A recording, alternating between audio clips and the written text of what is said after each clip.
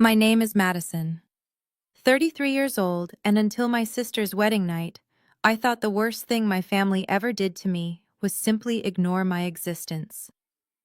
I was profoundly wrong. The crystal chandeliers of the Oak Ridge Country Club were sparkling, the expensive champagne was flowing freely, and my younger sister Ashley's $150,000 wedding reception was in full swing when the ultimate betrayal was finally spoken out loud. We were seated at the grand head table, draped in imported white silk and covered in hundreds of cascading white roses. My mother Brenda was completely in her element, holding court and accepting endless compliments from wealthy guests about what a perfect supportive mother she had always been. She wore a custom silver gown, smiling graciously as people praised her dedication to her children. I sat at the far end of the table, nursing a glass of sparkling water, entirely accustomed to being the invisible middle child in this absurd theatrical production. Then my sister-in-law Kendra had finally had enough.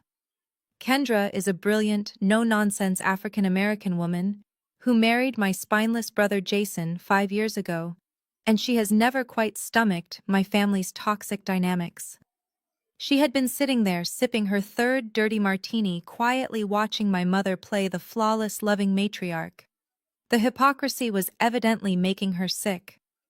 Suddenly, Kendra slammed her martini glass down on the thick glass tabletop so hard, I actually thought the delicate crystal stem would shatter into pieces. The sharp, aggressive clack echoed loudly over the soft jazz band playing in the background. "Are you going to play the perfect mother all night, Brenda?" Kendra's voice was not a screaming tantrum, but it was incredibly loud and sharp enough to cut right through the cheerful chatter of the surrounding tables. Jason immediately grabbed Kendra's arm, his face flushing a deep, embarrassed red. "Keep your voice down," he hissed through his teeth, terrified of any public scandal. But Kendra aggressively yanked her arm away, her dark eyes flashing with absolute fury. "No, Jason. I am completely done watching this fake performance." She stood up slightly, leaning over the wide table, and pointed a perfectly manicured finger directly at my mother's face. "Madison, you know she hid your Stanford acceptance letter 12 years ago, right?" We all knew. She intercepted it in the mail, opened it, and threw it in the shredder, so you would be forced to stay home and watch Ashley get all the college funds. The jazz music seemed to fade into a dull hum. Complete suffocating silence fell over the entire head table.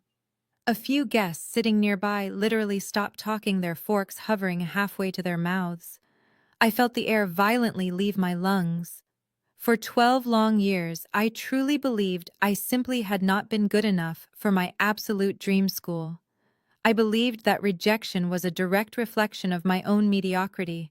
I looked sharply at my brother Jason. He cowardly refused to meet my eyes, staring intensely at his expensive prime rib. I looked at Ashley, the golden child who was busy fixing her diamond tiara in her phone reflection, looking utterly unbothered by the fact that her entire life was funded by my stolen future. Finally, I looked directly across the table at the woman who gave birth to me. I waited for the panicked denial. I waited for her to act outraged, to call Kendra a malicious liar, to put on the dramatic tears she was so famous for using to get her way. Brenda did not flinch. She did not panic at all. Instead, she picked up her crystal wine glass, took a very slow, deliberate sip of her rich Cabernet, and calmly set it down. A cold, arrogant smirk slowly spread across her heavily contoured face. She looked me right in the eye without an ounce of guilt. "So what if I did?" she said, her voice dripping with unapologetic venom. "It was a mercy, Madison. You were a quiet, socially awkward girl who spent all her time reading in her room. You would not have lasted a single semester at a competitive place like Stanford. You would have crumbled under the pressure and embarrassed this family. That tuition money was much better spent on Ashley's private design school. She actually had the talent and the charm to make something of herself." Her harsh words hung in the air, heavy and incredibly cruel. She actually believed she was completely untouchable. She honestly thought I was still that timid 21-year-old girl who would just lower her head, absorb the emotional abuse, and quietly excuse herself to cry in the bathroom. She thought she had won. She thought this lavish, ridiculously expensive wedding was her ultimate victory lap, proving once and for all that she was the absolute master of our family's narrative and my destiny. If your family ever sabotaged your future, stole your hard-earned opportunities, or underestimated your worth, let me know where you are watching from in the comments below. Hit like and subscribe because you are going to want to see exactly what I pulled out of my purse next. I did not cry and I did not scream. I just smiled back at her. Slowly, with deliberate grace, I reached down beside my chair and picked up my black leather Hermes bag. I unclasped the signature gold hardware, the faint metallic click sounding like a gunshot in the deafening silence of the dining room. Every single eye at the head table was locked onto my hands. My mother, still holding that arrogant smirk, watched me with a mix of mild amusement and deep condescension. She probably expected me to pull out a tissue to wipe away tears, or perhaps grab my car keys to run away and hide. Instead, I reached inside the velvet lining and pulled out a stiff plastic card attached to a crimson lanyard. I did not slide it across the table. I tossed it. The card landed with a sharp clatter, right next to her crystal wine glass face up. Brenda blinked, looking down at it. The bold, unmistakable red and white logo of Stanford University gleamed under the chandeliers. Right below the crest, printed in crisp black letters, was my full name. And right beneath my name was my official title: Guest Lecturer, Department of Economics and Business. "You are entirely right, Mom," I said, keeping my voice perfectly level and pleasant. I definitely could not last as a student. I leaned forward, resting my elbows on the table and lacing my fingers together. So I went back as a professor instead. I teach advanced venture capital strategies to the graduating seniors. They actually pay me quite a lot of money to do it. The smug, victorious smile on my mother's face completely vanished. It did not just fade, it shattered. Her jaw went slack, and the deep wrinkles around her mouth, usually hidden by expensive fillers, suddenly became very pronounced. She stared at the ID card as if it were a venomous snake coiled next to her dinner plate. Ashley stopped fixing her tiara, her mouth dropping open in genuine shock. But I was not even close to being finished. Before Brenda could formulate a single word, before her brain could even process the reality of my career, I reached back into my bag. This time I pulled out a thick, heavy manila envelope. It was sealed with stark red legal tape. I tossed it just as carelessly as the ID, but this envelope was heavy. It landed with a loud, wet thud directly on top of her expensive prime rib dinner, splashing a drop of dark gravy onto her custom silver gown. "Hey, what is wrong with you?" Jason finally barked, trying to find his courage. "You are ruining her dress." I ignored him completely. My eyes locked solely on Brenda. "Open it, Mom," I commanded. My tone left absolutely no room for debate. It was the voice I used in boardrooms to crush corporate takeovers. Her hands were actually trembling as she reached for the envelope.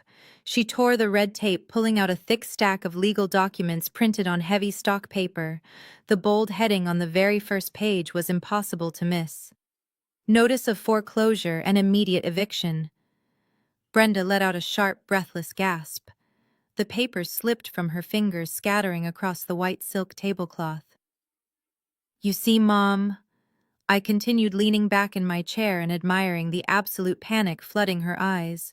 "When you secretly took out a second mortgage on the family house to fund Ashley's lavish lifestyle, her European vacations, and this ridiculous wedding, you assumed you could just keep floating the minimum payments.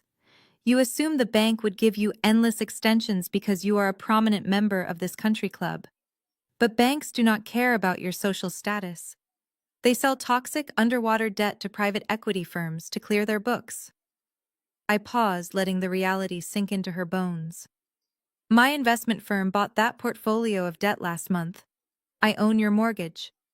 And since you are currently 4 months behind on your payments, I legally executed the foreclosure clause." Brenda was turning a concerning shade of gray. "You cannot do this." she whispered, her voice cracking, entirely stripped of its former venom. I am your mother. You cannot take my home. It is not your home anymore. Brenda, I replied, my voice as cold as ice. The property officially transferred to my holding company at noon today. Those documents are your final notice. You have until exactly 8 o'clock tomorrow morning to vacate the premises. If you are still inside the house at 1 minute past 8, the county sheriff will physically remove you for trespassing on private property. Kendra let out a low, impressed whistle, taking another sip of her martini. She looked absolutely delighted. The air in the room felt electric.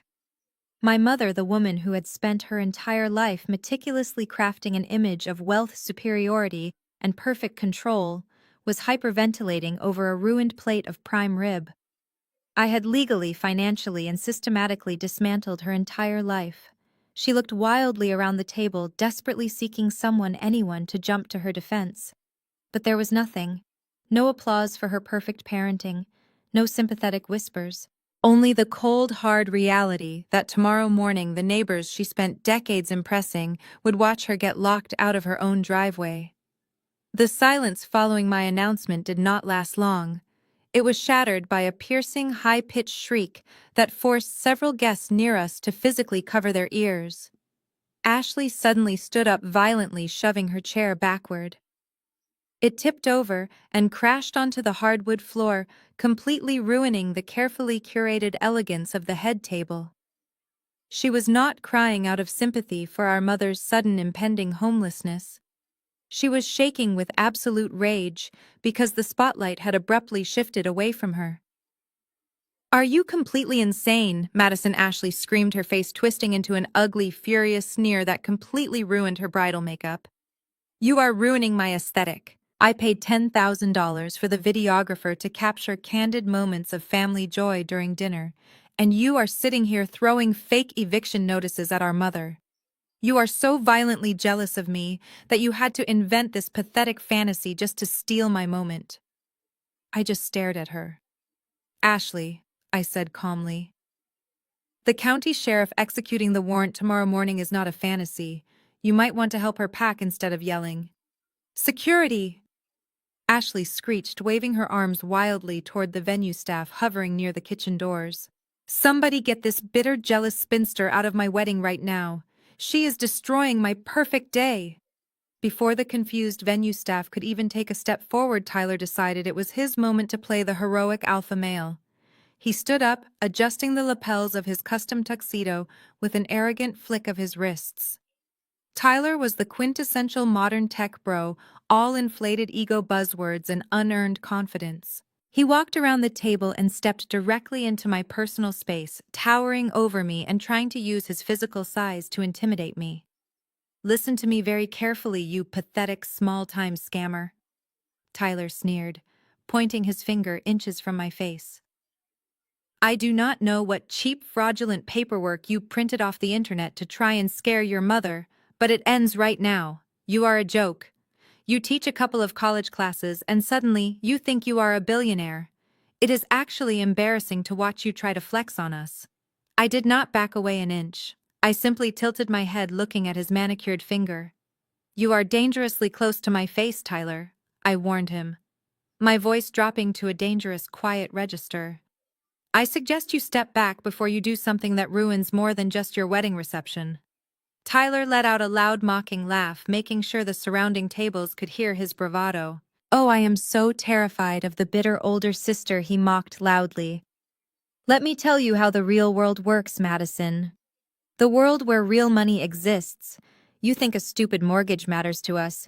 You think you can intimidate this family when they have me backing them up.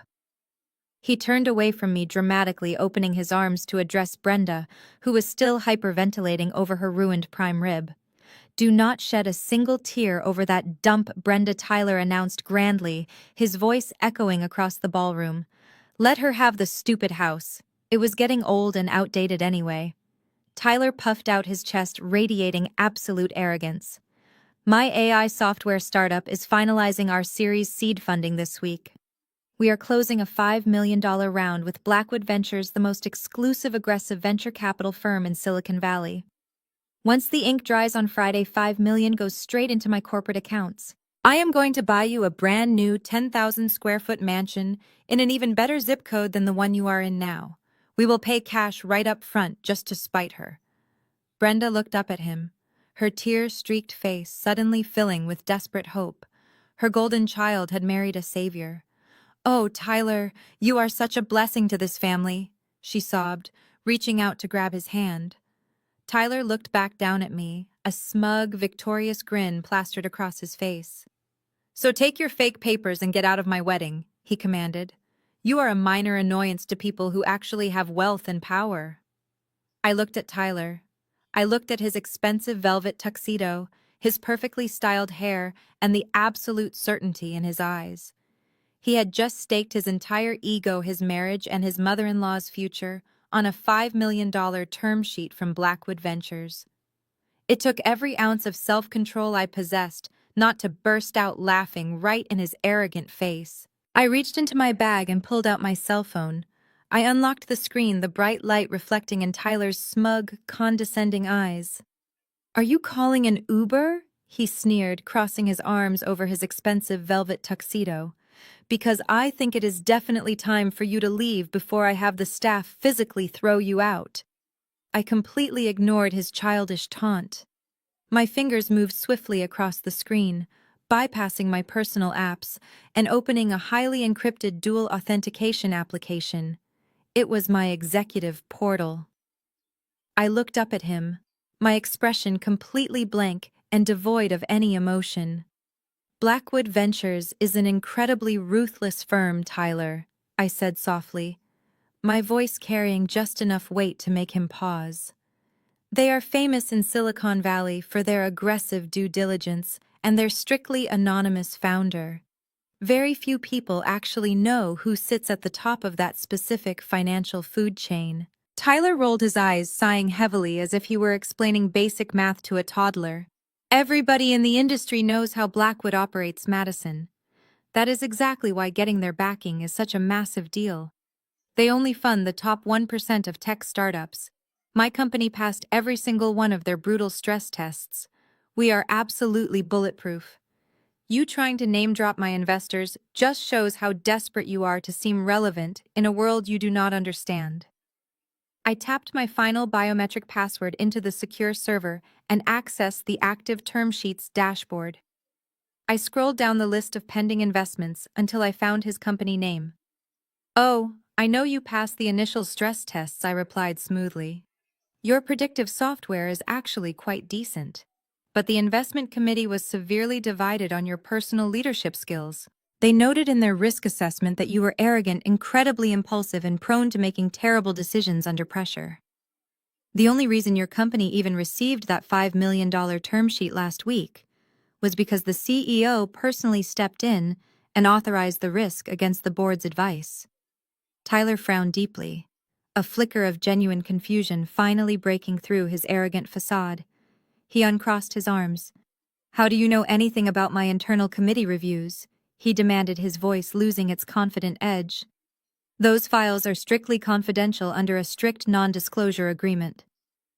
I locked my eyes directly onto his. "Because I am the one who authorized the risk, Tyler. I am the anonymous founder and CEO of Blackwood Ventures." Before his brain could even process the absolute impossibility of my statement, my thumb hovered over the glowing red button on my screen. It was the executive override command to instantly withdraw any pending term sheet before the final signatures were executed. "And since you just proved my committee entirely right about your terrible judgment and lack of emotional control, I am correcting my mistake." I pressed the button. Less than a second later, a sharp, piercing ping echoed from the inside pocket of Tyler's velvet tuxedo jacket. The automated notification sound was so distinct and out of place in the tense silence of the dining room that everyone at the head table physically flinched. Tyler stood completely frozen in place. The aggressive posture he had taken just moments ago evaporated. The color began to rapidly drain from his face, leaving his skin a sickly pale white. "Check your phone, Tyler," I suggested, gently leaning back in my chair. His hand was visibly shaking as he reached into his jacket pocket. He pulled out his sleek smartphone and stared down at the lock screen. The bright notification illuminated his horrified features. It was an automated high-priority email sent directly from the Blackwood Ventures legal department. The subject line was brutal, absolute, and legally binding. Immediate withdrawal of Series seed term sheet and cessation of funding. No, he whispered, his voice cracking, as he frantically swiped the screen to open the full email attachment. He scanned the legal jargon, his eyes darting wildly across the text. This is a mistake. This is a system glitch. You cannot do this. We have massive payroll due on Friday. We have international server costs. If Blackwood pulls out now, the other angel investors will immediately panic and trigger their exit clauses. My company will be completely insolvent by Monday morning. I put my phone back into my Hermes bag and snapped the gold clasp shut. There is no glitch, Tyler. You just insulted the one person holding your entire professional life together. You stood there and bragged about buying my mother a 10,000 square foot mansion with my own firm's money. You are not buying her a mansion. You are not even going to be able to afford the rent on your own luxury apartment next month. Your startup is officially dead, and you killed it just to impress a woman who is about to be evicted from her home tomorrow morning. Tyler stood there, his mouth opening and closing like a suffocating fish, unable to formulate a single syllable. The reality of his absolute financial ruin had entirely paralyzed him. But before the heavy silence could fully settle over the ruined wedding reception, my older brother Jason finally found his misplaced courage. Jason slammed both of his hands down flat on the glass table, making the silverware rattle violently. He shot up from his chair, his face contorted with a mix of fear and furious indignation. "You are a complete monster, Madison," he screamed, his voice cracking as it echoed across the ballroom. Guests from the surrounding tables were now openly staring, some even holding up their phones to record the spectacular collapse of our family. "How could you do this to your own blood?" Jason demanded, pointing a trembling finger at my face. "You sat on this information for months, just so you could come to your sister's wedding and destroy everyone. You are ruining Mom's life, you are ruining Ashley's special day, and you just bankrupted Tyler for absolutely no reason. You are a psychopath. You are tearing this entire family apart over an old piece of mail." I did not even blink at his outburst. Jason was 35 years old, stuck in a dead-end middle management job, and had spent his entire life desperately clinging to my mother's apron strings. He never possessed an original thought or an ounce of backbone. I opened my mouth to respond, but I did not have to. Kendra moved faster than I could. She stood up abruptly, her chair screeching harshly against the polished hardwood floor. She reached over, grabbed Jason by the lapels of his expensive suit, and violently shoved him backward.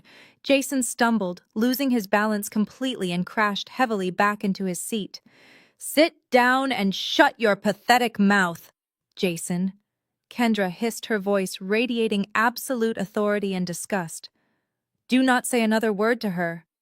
Jason stared up at his wife in total shock, his hands raised defensively.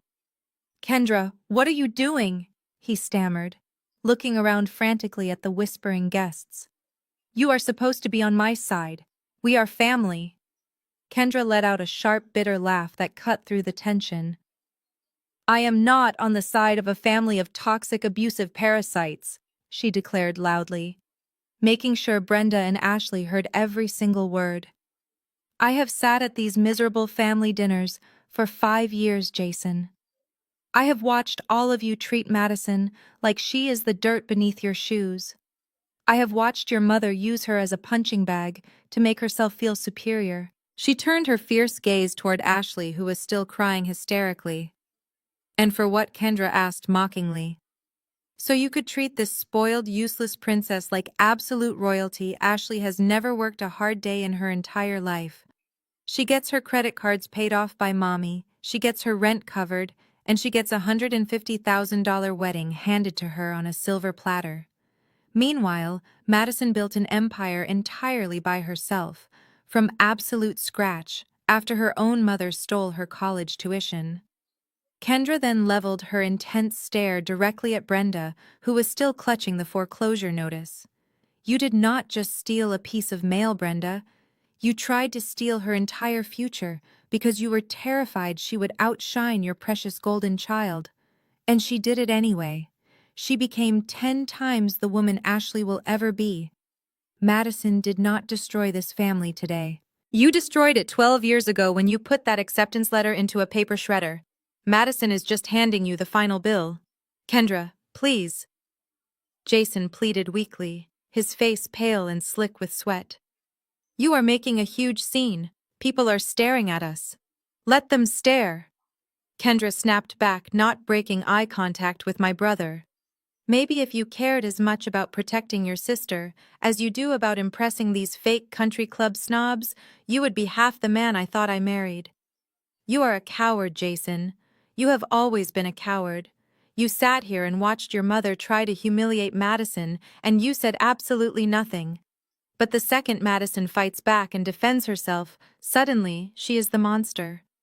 You make me sick. I looked at Kendra, feeling a profound sense of respect wash over me. For my entire life I had fought these battles completely alone. I was the permanent scapegoat, the designated target for their collective insecurities.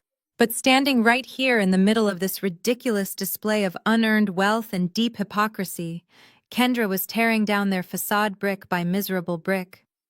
My mother realized her grip on the situation was entirely gone. With Jason completely neutralized by his wife and Tyler paralyzed by his ruined startup, Brenda was backed into a corner. I watched the frantic calculations happening behind her eyes. The arrogant smirk was dead.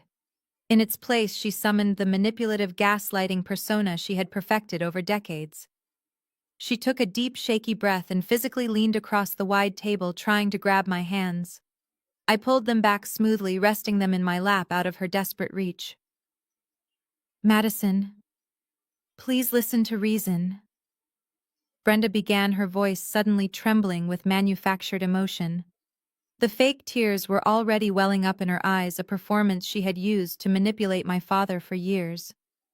You have made your point. You are successful. You proved us all wrong, but this is going entirely too far. You cannot just destroy Tyler's company. He is going to be your brother-in-law. Family helps family. You have millions of dollars at your disposal. Reinstating that term sheet is nothing to you, but it means everything to Ashley's future. I raised an eyebrow, completely immune to her pathetic theatrics. Family helps family, I repeated slowly, letting the absolute hypocrisy of those words echo between us. Is that the exact same family philosophy you applied when you shredded my Stanford acceptance letter and drained my entire college fund behind my back? Brenda waved her hand dismissively, as if destroying my academic future and stealing my money was a minor scheduling error. That was 12 years ago, Madison. You seriously need to let go of this toxic resentment. I did not steal your college fund. I simply reallocated family resources where they were needed most. You were always the tough one. You were smart and resilient. You could figure things out on your own. But Ashley was delicate. She had a rare creative gift that desperately needed to be nurtured. She gestured grandly toward Ashley, who was currently aggressively dabbing at her ruined mascara with a silk napkin, playing the victim perfectly.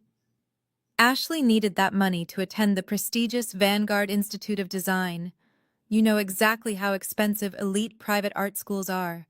She needed the absolute best environment to cultivate her talent. And look at the return on that investment. Brenda's voice grew louder, desperately trying to rally the remaining guests who were still watching our table with morbid fascination. She is a top-tier fashion designer now. She runs her own incredibly lucrative boutique brand. Her aesthetic vision is highly sought after by wealthy clients all over the city. She deserved the world, Madison, and as her mother, I made the hard choice to give it to her. You are just bitter because you had to take the harder path. But look at you now. It built your character. You should honestly be thanking me for pushing you to succeed on your own. I stared at the woman sitting across from me. Her delusion was not just a defense mechanism. It was a complete alternate reality she had constructed to justify her own staggering cruelty. She honestly believed that robbing one child to fund the delusions of another was a masterclass in parenting. She actually expected gratitude for her betrayal. You reallocated my resources so Ashley could become a top-tier designer, I asked, keeping my voice deceptively calm and inquisitive. That is your final official justification for stealing $100,000 of my tuition money? Brenda nodded firmly, her chin lifted in a pathetic display of maternal pride. Yes, and I would do it again without hesitation.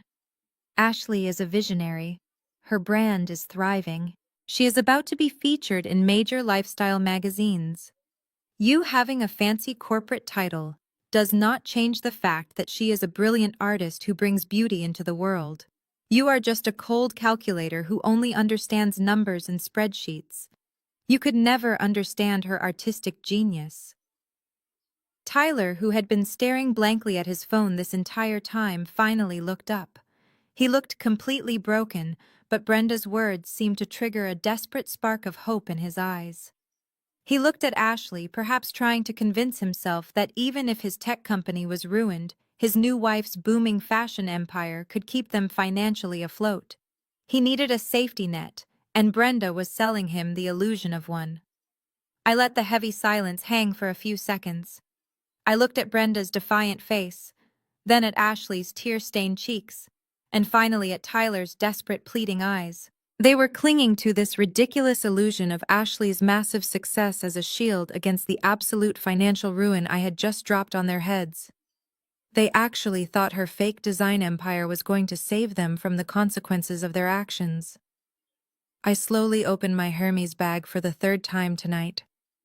I had warned them. I had given them every opportunity to just sit there in their quiet humiliation. But Brenda had to push it. She had to double down on the golden child's fictional brilliance, and I was more than happy to shatter that illusion next. My hand slipped past my leather wallet and closed around a thick spiral-bound document. I pulled it out and let it drop onto the glass table. It landed with a heavy, authoritative thud. It was 50 pages long, bound in a dark blue cover, and stamped with the unmistakable bold red seal of a premier private investigation firm. I placed my fingertips on the edge of the document and slid it directly across the smooth glass, sending it stopping right in front of Tyler. He stared down at the blue cover, his brow furrowed in deep confusion. "What is this?" he muttered, his voice barely a whisper. He looked entirely defeated from the Blackwood Ventures rejection, but curiosity and a growing sense of dread forced him to reach out and touch the edge of the folder. "That is a comprehensive background and financial health check," I stated cleanly, my voice projecting perfectly over the soft jazz music. "My venture capital firm runs these on every single founder before we invest a single dollar. Since you were so eager to brag about your new wife's top-tier design empire, saving your finances, I thought you should see the due diligence I pulled on her last week." Ashley let out a sharp, panicked gasp. Her hand slammed onto the table, knocking over her crystal water glass. "Tyler, do not open that," she shrieked, her voice cracking with pure terror. She lunged across her empty dinner plate, desperately trying to snatch the folder away from him. "That is private property. You have no right to look into my personal business." Tyler reacted purely on instinct. He pulled the folder quickly out of her reach, his eyes narrowing with sudden suspicion. "If your business is so incredibly lucrative, Ashley, why are you screaming like a cornered animal?" he snapped back at her. His desperation to find a financial lifeline was rapidly turning into panic. He flipped open the heavy cover, staring at the executive summary printed on the very first page. "I will save you the trouble of reading the dense legal jargon," Tyler, I offered, generously leaning forward and resting my chin on my folded hands. "Let us go through the highlights together." Page 3 details her academic career. Brenda just proudly announced that my stolen college fund was used to nurture her delicate creative genius at the Vanguard Institute of Design. But if you look at the registrar records, you will see that Ashley dropped out of Vanguard 6 weeks into her second semester. She failed 3 foundational classes and was placed on academic probation before she voluntarily withdrew. Brenda shook her head violently, her heavy earrings swaying. No, that is a complete lie, she stammered, looking frantically between me and her golden child. Ashley graduated with honors. I have the framed diploma hanging in my living room right now. You have a very expensive piece of printed parchment that she ordered online for $80, Mom, I corrected her without missing a single beat. The private investigator confirmed it is entirely counterfeit. Tyler flipped the page rapidly, his breathing becoming shallow and ragged. Where did the money go then? He demanded, his eyes scanning the financial columns. $100,000 does not just vanish into thin air. I smiled, though there was no warmth in it. Turn to page 12. Tyler, you will find a very detailed breakdown of her international wire transfers and credit card statements from that exact year. Ashley did not use my tuition money to study art. She used it to rent private villas in Ibiza. She bought VIP bottle service at exclusive nightclubs, chartered yachts with her unemployed friends, and purchased designer handbags to maintain her wealthy aesthetic on social media. She blew through $100,000 of stolen money in less than 9 months. Ashley was sobbing hysterically now, hiding her face in her hands, no longer even attempting to deny the allegations. But that is not even the worst part, Tyler. I continued, my voice dropping to a harsh, unforgiving tone. Because while blowing stolen money is tragic, blowing your new husband's financial future is unforgivable. Turn to page 42. Tyler flipped the thick pages with trembling hands. He stopped, his eyes going incredibly wide as he stared at the highlighted red numbers on the paper. You see, Tyler, while Ashley was playing the role of a highly successful fashion designer, her actual revenue was practically zero. To keep up the facade, she had to borrow very heavily. She currently has exactly $80,000 in hidden high-interest credit card debt. And because her own credit score was completely destroyed years ago, she secretly opened 3 of those platinum cards using your social security number and your home address. Tyler dropped the heavy folder onto the table as if the pages themselves had suddenly caught fire. His chest heaved as he struggled to pull oxygen into his lungs.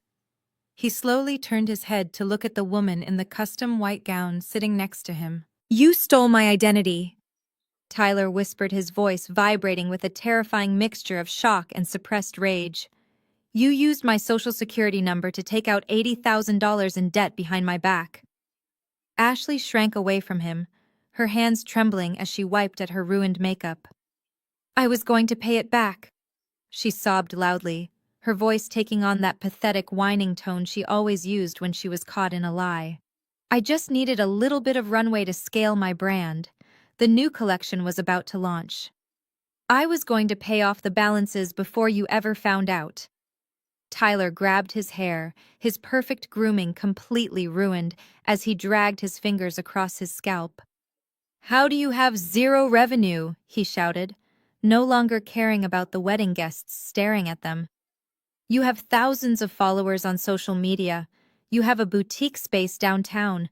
Where is the money coming from? I reached over and tapped the blue folder lying between us. Keep reading, Tyler. Turn to page 45. That is where my investigators broke down her entire supply chain and business model.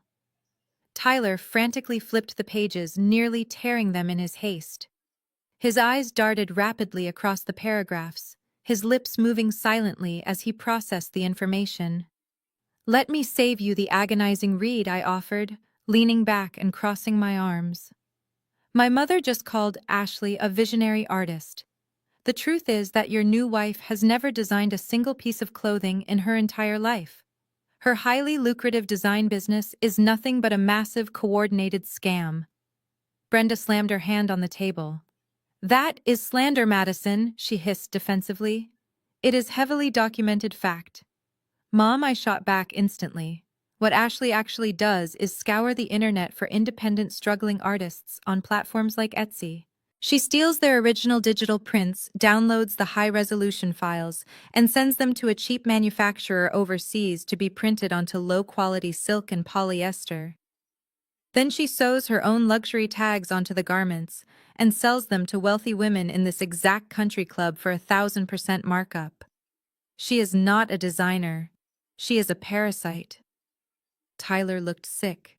He stared at Ashley, who was now refusing to meet his eyes. "You are stealing from small creators," he asked, his voice hollow. "She is not just stealing," I corrected him sharply. "She is getting caught. If you look at the appendix of that report, you will find copies of over a dozen cease and desist letters sent to her business address over the past 6 months. Ashley ignored every single one of them. She thought because these were independent artists with limited resources, they could not touch her.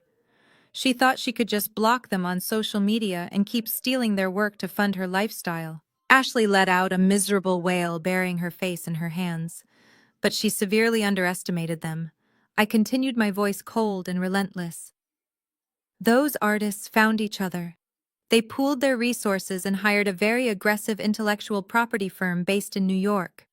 A massive class action lawsuit for copyright infringement, fraud, and punitive damages is being filed against her company this coming Tuesday. They are going to freeze her business accounts, seize her inventory, and seek personal damages that will completely bankrupt her." Tyler dropped the folder. It slid slightly across the glass, coming to a rest near his empty champagne flute. He looked at Ashley not with love or even anger, but with absolute disgust. "You lied to me about everything," Tyler said, his voice terrifyingly calm now. "You lied about your education. You lied about your money. You committed felony identity theft against me to fund a fake business built entirely on stolen artwork." "I love you," Ashley cried out, reaching across the table to grab his arm. "We can fix this, Tyler. My mom can help us. We are a family now." Tyler violently yanked his arm out of her grasp. He looked down at her hands as if she were covered in a toxic substance. The realization was hitting him with the force of a freight train. He was not marrying a visionary designer who was going to elevate his social status.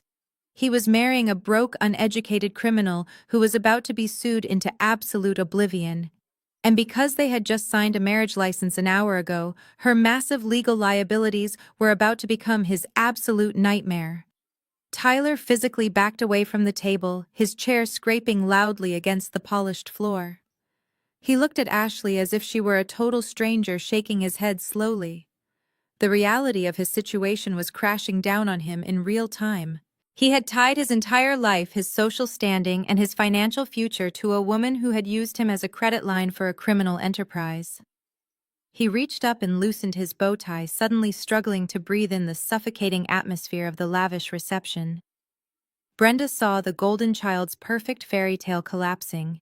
Her beautiful, expensive vision was dissolving into a nightmare of debt and lawsuits before the wedding cake had even been cut. Panic, raw and unadulterated, finally seized her. But Brenda was a master manipulator. Instead of surrendering to the absolute truth of her daughter's fraud, she decided to go on the offensive. She stood up so violently that her knees knocked the heavy glass table, causing the crystal centerpieces to wobble precariously. "That is enough," Brenda screamed, her voice cracking with a hysterical edge that silenced the entire room. The few guests who had dared to start whispering immediately snapped their mouths shut. She pointed a trembling, heavily ringed finger directly at my chest. "You listen to me right now, Madison. You think you have won because you dug up some temporary financial issues? You think you can waltz in here with your fancy corporate titles and your stolen money and destroy my family? But you are forgetting one very important detail."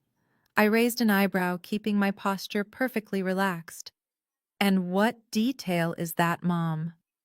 Brenda let out a harsh, breathless laugh. She turned to Tyler, her eyes wide and manic, desperately trying to reel him back in. "Tyler, listen to me. You do not need to worry about the credit cards. You do not even need to worry about your startup losing that venture capital funding. Ashley does not need her design business anyway. It was just a hobby." Tyler stared at her, his face a mask of exhausted confusion. "How can you possibly say that?" he demanded, his voice hollow. "She has $80,000 in debt in my name. The wedding is not even paid for. We have nothing." "We have your father's estate," Brenda declared triumphantly, whirling back around to face me. Her chest heaved with exertion, a twisted smile of absolute superiority returning to her face. My father had passed away 5 years ago after a sudden heart attack. He had built a highly successful commercial real estate development firm, amassing a significant fortune over his lifetime. "You really thought you held all the cards today, Madison?" She sneered, her voice echoing off the high vaulted ceilings of the country club. "But you are nothing. When your father died, he left his entire estate to me and Ashley. Every single bank account, every single commercial property, the stocks, the bonds, the offshore accounts. All of it." She stepped around the table, moving closer to me, her eyes burning with a venomous hatred I had known my entire life. "Your father knew exactly what you were, Madison.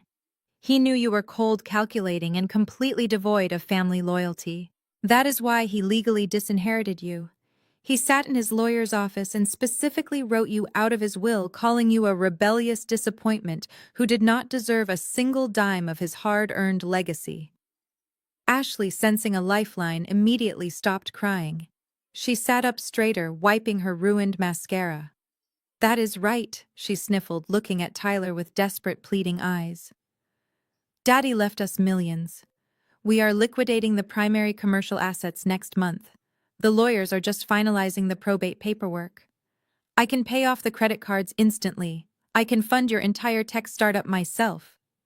"We do not need her money, Tyler. We are rich." Brenda nodded vigorously, her silver gown shimmering under the chandeliers as she stood tall and victorious. "So you can take your foreclosure notice and your background checks and get out of this country club, Madison.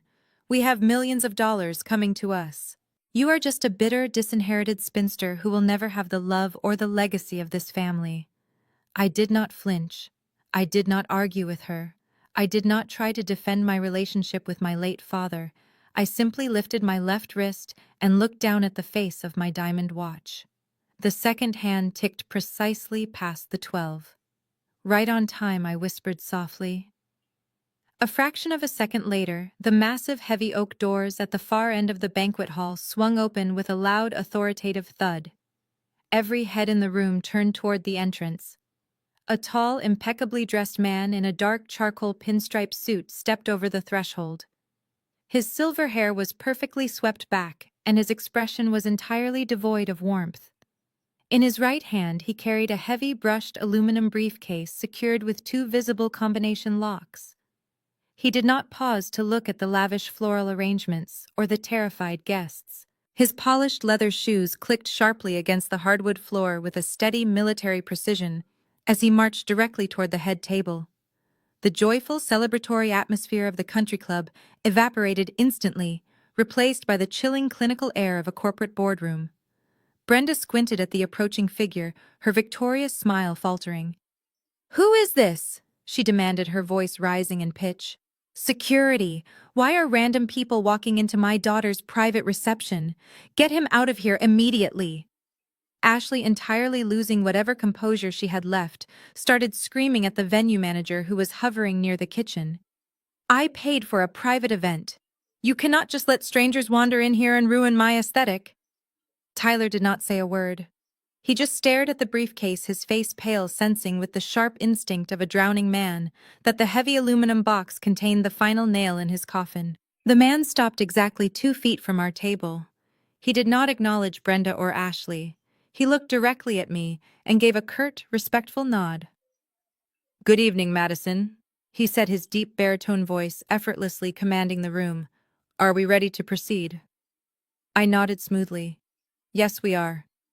I turned my attention back to my mother, who was now clutching the edge of the table so hard her knuckles were white. "Mom, I would like to formally introduce you to Mr. Thomas Gallagher. He is the senior managing partner at Gallagher and Associates, the most aggressive estate litigation firm on the East Coast. And more importantly, he is my personal corporate attorney." Brenda let out a short, dismissive scoff, though her eyes betrayed her absolute panic. "I do not care if he is the President of the United States," she snapped, trying to project a confidence she no longer possessed. "You cannot bring your lawyer to a wedding. Your father left everything to me. It is a closed case. The probate court sealed the documents 5 years ago. You have absolutely no legal standing here. I leaned forward, resting my arms on the glass table. That is where you are completely wrong, Mom, I said softly. Dad did not trust you. He spent the last 10 years of his life watching you manipulate everyone around you. He watched you spoil Ashley into a useless liability, and he watched you try to systematically destroy my confidence. He knew exactly what kind of ruthless, manipulative woman he married. You really thought a man who built a commercial real estate empire from nothing was stupid enough to leave his entire legacy unprotected in your greedy hands. Mr. Gallagher stepped forward, placing the heavy aluminum briefcase directly onto the glass table right next to Brenda's ruined dinner plate. He entered the combination codes. The heavy metal latches popped open with a sharp, synchronized crack that made my brother Jason physically jump in his seat. Mr. Gallagher opened the lid and pulled out a thick stack of legal documents bound in dark leather. He turned to face my mother, his expression merciless. Mrs. Brenda, Mr. Gallagher began, his voice projecting across the silent ballroom so that every single guest could hear him clearly. 5 years ago, you presented a standard boilerplate will to the probate court. That document successfully transferred the primary liquid assets and the family home into your name.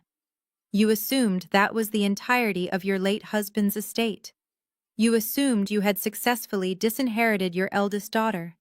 You were, however, operating under a very carefully constructed illusion. Brenda opened her mouth to argue, but Mr. Gallagher raised a single commanding hand, silencing her instantly. I am not here to negotiate with you today, he stated coldly. I am here to execute the final legally binding directives of a secret trust established by your late husband 3 years prior to his death. This trust was specifically designed to permanently bypass the probate court and remain entirely hidden from you until Madison reached her 33rd birthday. He held up a thick, sealed legal envelope. Tonight, I am officially lifting the veil on the reality of your financial situation, and I am formally serving you with the indisputable documented evidence of your own financial crimes. Your reign of manipulation and theft ends tonight in this room. Brenda stared at the heavy legal envelope in Mr. Gallagher's hand, her chest rising and falling rapidly. The color had drained from her face, leaving her looking haggard under the bright chandelier lights. She opened her mouth to speak, but the sheer gravity of his presence kept her silent. Mr. Gallagher did not hand her the envelope just yet. Instead, he reached into his briefcase and pulled out a sleek iPad. He tapped the screen, connecting it seamlessly to the country club's high-end audio system hooked up to the speakers surrounding the banquet hall. "What are you doing?" Brenda whispered, her voice trembling. "Turn that off immediately." Mr. Gallagher ignored her entirely. He looked directly at me. 12 years ago, Madison, your father, came home early from a business trip. He walked into his home office and noticed the paper shredder was jammed. Being a meticulous man, he opened the machine to clear the blockage. Inside, he found the shredded remains of a heavy parchment envelope with the Stanford University crest printed on the return address. He spent 4 hours sitting on his floor, painstakingly taping those shredded strips of paper back together.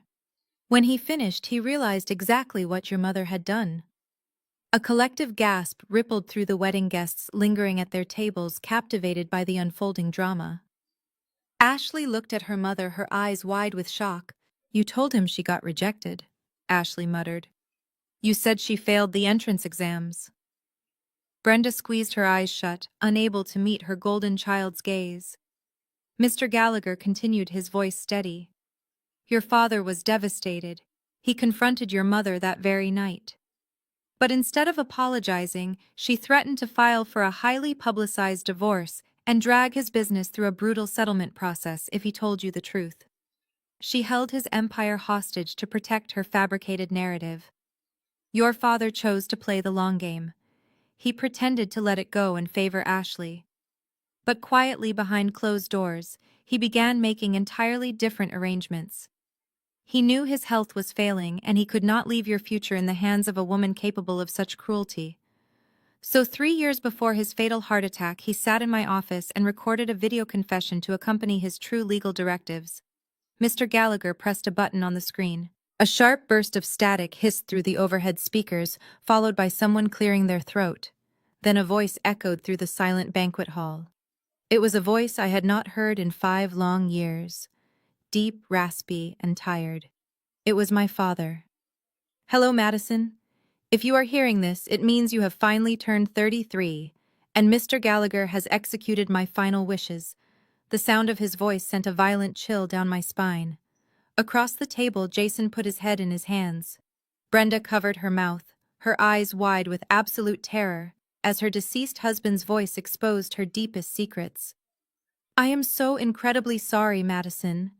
The recording continued, his voice cracking with emotion. "I am so sorry I was not a much stronger man when you desperately needed me. I am sorry I let your mother tear down your confidence. And I am terribly sorry I did not stop her from destroying your Stanford acceptance letter. I found the pieces in the trash, sweetheart. I taped them back together. I kept that letter in my safe deposit box every day since then. It broke my heart to watch you believe you were not good enough." When he finally spoke again, the sorrow was gone, replaced by a cold anger. "Brenda, if you are listening to this, you need to know your cruelty did not win.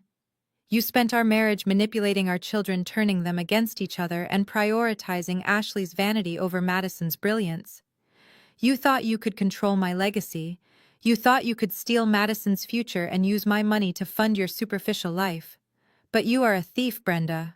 You stole from our daughter, and as I recently discovered, you have been actively embezzling from my commercial accounts for years. I will not allow you to destroy the empire I built. I will not allow you to leave Madison with nothing. You disinherited yourself the moment you put that letter into the shredder."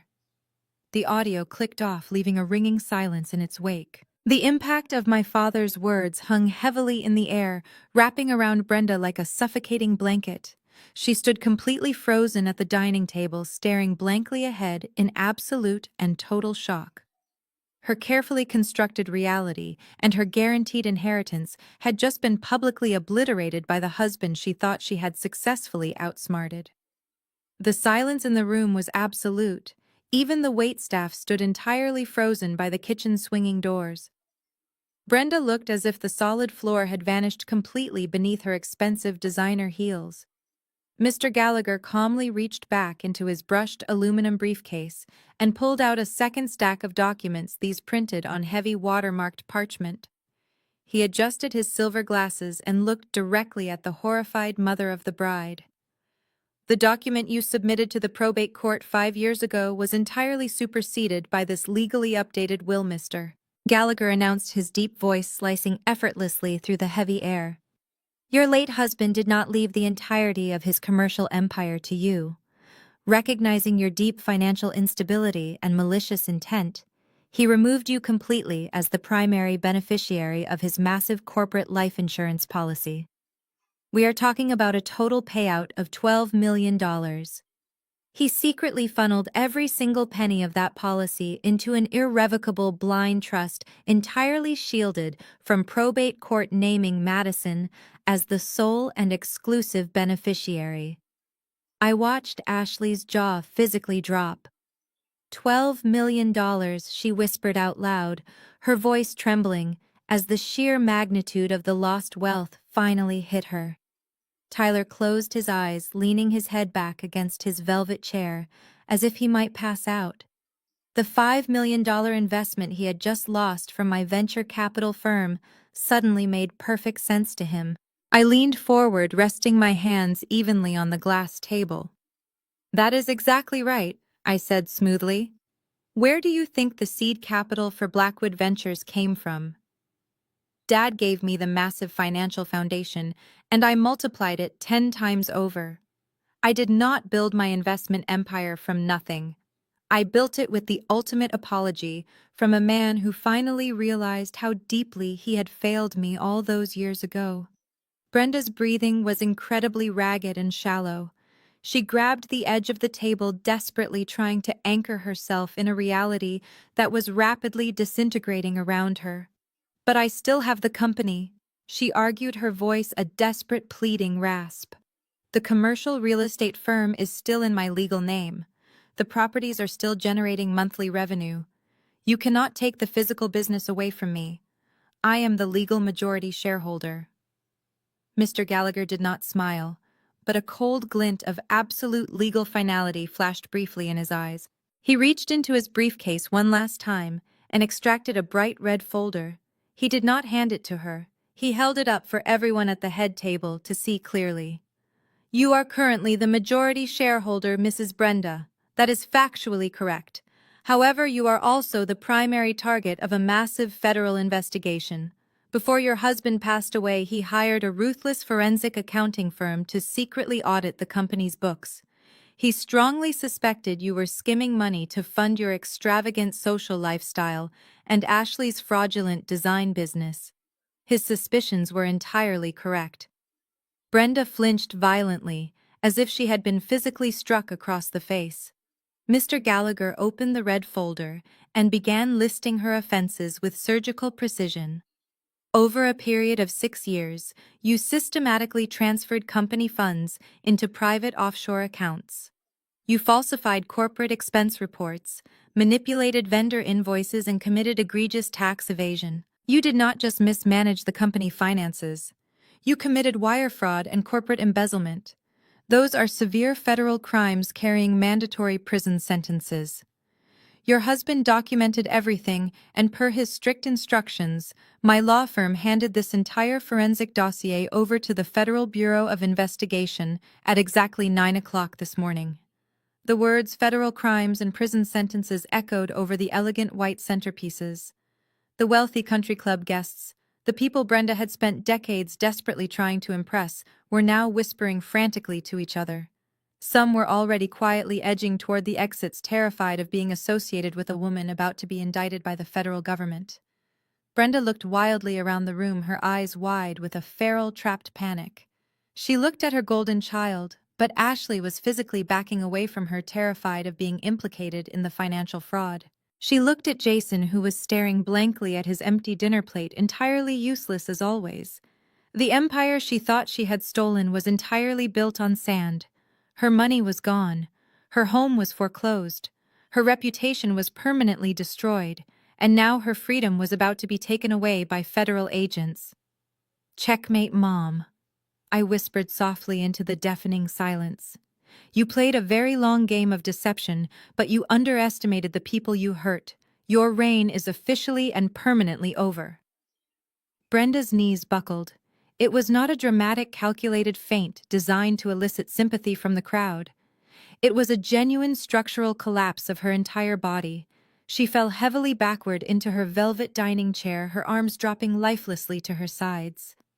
The heavy crystal wineglass she had been aggressively guarding tipped over, sending a pool of dark red Cabernet spilling across the pristine white silk tablecloth. It looked exactly like spreading blood soaking into the delicate fabric right next to her foreclosed mortgage documents and the federal forensic accounting dossier. She stared blankly at the spreading red stain, her jaw slack, her chest barely moving. The vibrant, arrogant matriarch who had commanded this luxurious room just 20 minutes ago had vanished entirely. In her place sat a hollow, terrified woman staring directly into the abyss of her own making. "No," she finally gasped, shaking her head slowly from side to side as if trying to wake up from a terrible nightmare. "No, this cannot possibly be real. There are laws. There are strict spousal protections in this state. You cannot just leave a widow with absolutely nothing." She looked up at Mr. Gallagher with wild, desperate eyes. "I will contest it," she threatened, her voice a fragile, raspy whisper that lacked any real conviction. "I will hire my own legal team. I will drag this secret trust into probate court and tie it up in endless litigation for the next 20 years. You cannot legally strip a wife of her marital assets without a massive fight." Mr. Gallagher did not even blink at her empty threat. He adjusted his suit jacket, his face a mask of supreme professional indifference.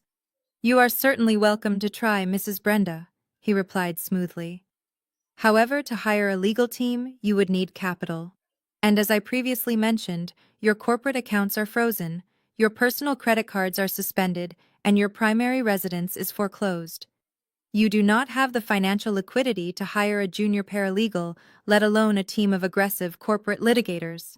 Furthermore, your late husband anticipated this exact reaction. He included a very specific ironclad contestability clause in the trust.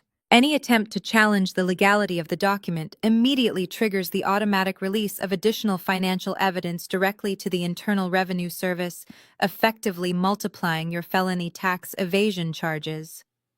He paused, leaning forward slightly, letting the absolute finality of his words settle over her like concrete. You have zero loopholes, he stated firmly. You have no legal standing, no financial resources, and no defensible position in any court of law. You are legally, completely, and utterly bankrupt. Brenda turned her head slowly, looking at the familiar faces around her. She was searching desperately for a savior. She looked at Ashley, her beautiful, spoiled, golden child. Ashley was pressing herself as far back into her chair as physically possible, staring at our mother with a look of pure, unadulterated revulsion. Ashley did not care about Brenda's impending prison sentence or her profound humiliation. She only cared that the endless stream of family money had suddenly dried up and left her exposed. "Mom, how could you do this to me?" Ashley whimpered selfishly, completely ignoring the fact that Brenda had committed federal crimes, specifically to fund Ashley's own fraudulent lifestyle. "You ruined my expensive wedding. You ruined my entire life." Brenda recoiled from her daughter's harsh rejection. She reached a trembling, desperate hand out toward Jason. "Jason, please," she begged, real tears finally spilling down her heavily contoured cheeks. "You have to help me. You are my son. You have to let me stay with you while I figure this out." Jason looked at the woman who had controlled his entire existence. Then, he looked across the table at his wife Kendra, who was watching him with a fierce, uncompromising stare that dared him to make the wrong choice. Jason swallowed hard, his Adam's apple bobbing nervously against his tight collar. "I cannot do it, Mom," Jason mumbled, looking down at his lap like a reprimanded child. "I do not have the money, and I absolutely cannot be involved in a federal investigation. I am sorry." I watched the scene unfold with a sense of profound clinical detachment. I had spent my entire childhood terrified of this woman. I had spent my adolescence craving her validation. And I had spent my 20s trying to heal from the immense damage she had inflicted on my self-worth. But looking at her now stripped of her stolen money, her fake prestige and her toxic enablers, I felt absolutely nothing. No rage, no sadness, just the quiet, satisfying equilibrium of cosmic justice finally balancing its scales. She was completely isolated. Absolute zero. "You always told me that the real world was harsh, Mom," I said, my voice cutting cleanly through her pathetic sobbing. "You told me that weak people get eaten alive and that only the strong survive. You used that exact philosophy to justify destroying my college acceptance letter. You thought you were teaching me a brutal lesson about power." Brenda looked up at me, her face smeared with expensive makeup and bitter tears. While I listened, I continued maintaining absolute eye contact. "I learned the lesson perfectly. I just applied it much better than you ever did."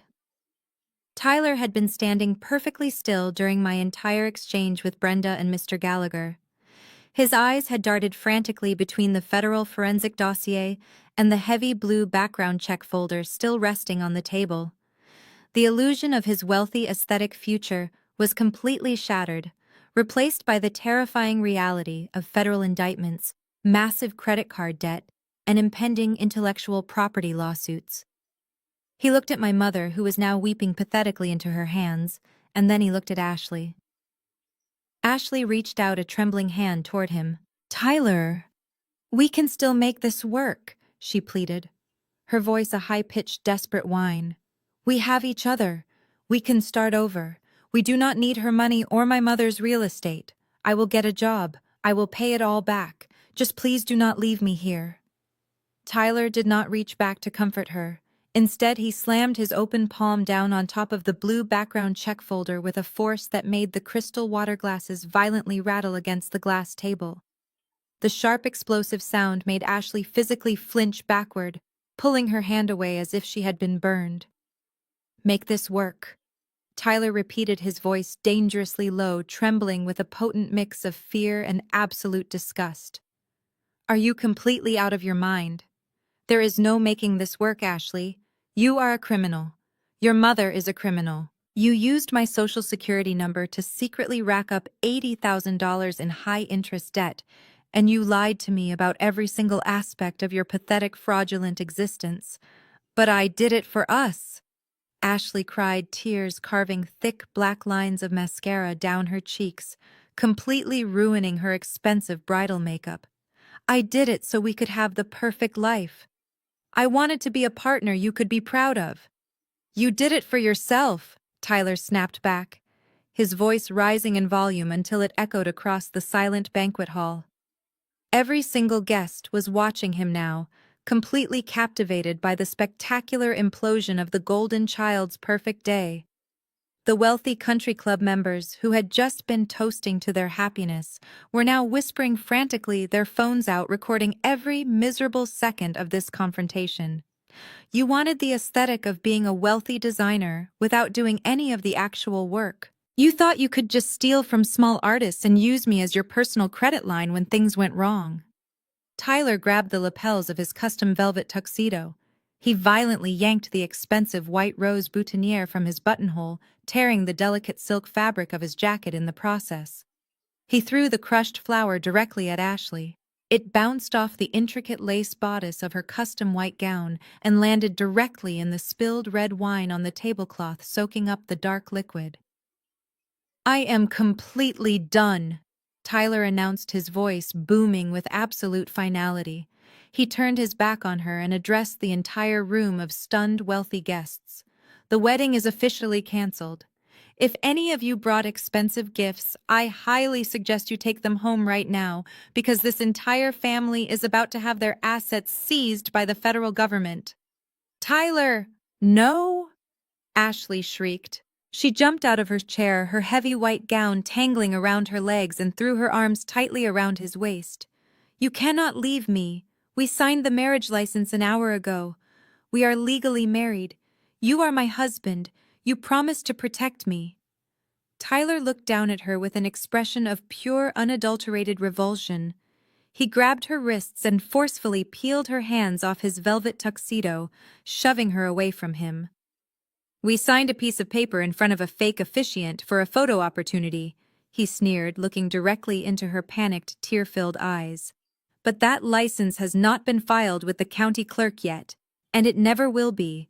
My lawyer is going to rip that document to shreds first thing tomorrow morning, right after I file a police report against you for identity theft and credit card fraud. I will not tie my name, my professional reputation, or my ruined startup to a bankrupt, thieving fraudster." He took a large step backward, putting physical distance between himself and the toxic wreckage of my family. He looked at Brenda, who was too consumed by her own impending federal prison sentence to even try and intervene. He looked at Jason, who was actively shrinking away from the chaos. Finally, Tyler looked directly at me. There was no arrogant smirk left on his face. There was no bragging about 10,000 square foot mansions or his brilliant tech company. He just looked completely defeated, realizing that his own hubris and greed had blinded him to the massive scam he had married into. "Keep the term sheet," Madison Tyler said bitterly, adjusting his torn collar one last time. "I do not want any part of this family or your money ever again." Without waiting for a single response, Tyler turned sharply on his heel. He marched down the center aisle of the banquet hall, his expensive leather shoes echoing loudly against the polished floor as the sea of guests actively parted to let him through. Ashley collapsed onto her knees, right in the middle of the dining room, burying her face in her hands and sobbing hysterically as the heavy oak doors swung shut behind the man who was supposed to be her ultimate savior. The heavy oak doors clicked shut, echoing like a final gavel through the silent banquet hall. Ashley remained on the polished hardwood floor for a few agonizing seconds, her shoulders violently shaking as she sobbed into her hands. The entire room watched the golden child completely fall apart. But then, the high-pitched wailing abruptly stopped. She slowly lowered her hands. Her face was an absolute disaster of smeared cosmetics and raw emotion, but the despair in her eyes was rapidly hardening into something else entirely. It was pure, unadulterated rage. Ashley scrambled to her feet, her expensive high heels slipping slightly on the slick floor. She grabbed fistfuls of her heavy custom white gown, tearing the delicate lace as she stomped back toward the head table. I remained perfectly still, assuming she was coming for me. But Ashley completely ignored me. She bypassed my chair entirely and lunged directly across the glass table toward Brenda. Ashley's hands slammed down right on top of the foreclosure notice, and the federal dossier, her manicured nails practically digging into the paper. "You ruined my life!" Ashley screamed at the top of her lungs, her voice shredding vocal cords as she spat the words directly into our mother's terrified face. "This is entirely your fault. You did this to me." Brenda recoiled, pressing herself hard against the back of her velvet chair. "Ashley, please calm down," she pleaded weakly, holding her hands up in a desperate attempt to pacify the monster she had painstakingly created. "People are staring." "Well, we can figure this out. I do not care who is staring," Ashley shrieked completely, losing whatever fragile grip she had left on her sanity. "Figure it out? How are you going to figure this out, Mom? You are going to federal prison. Tyler just left me. I have $80,000 in debt and zero income. You promised me I would always be taken care of. You promised me I would never have to struggle like normal people."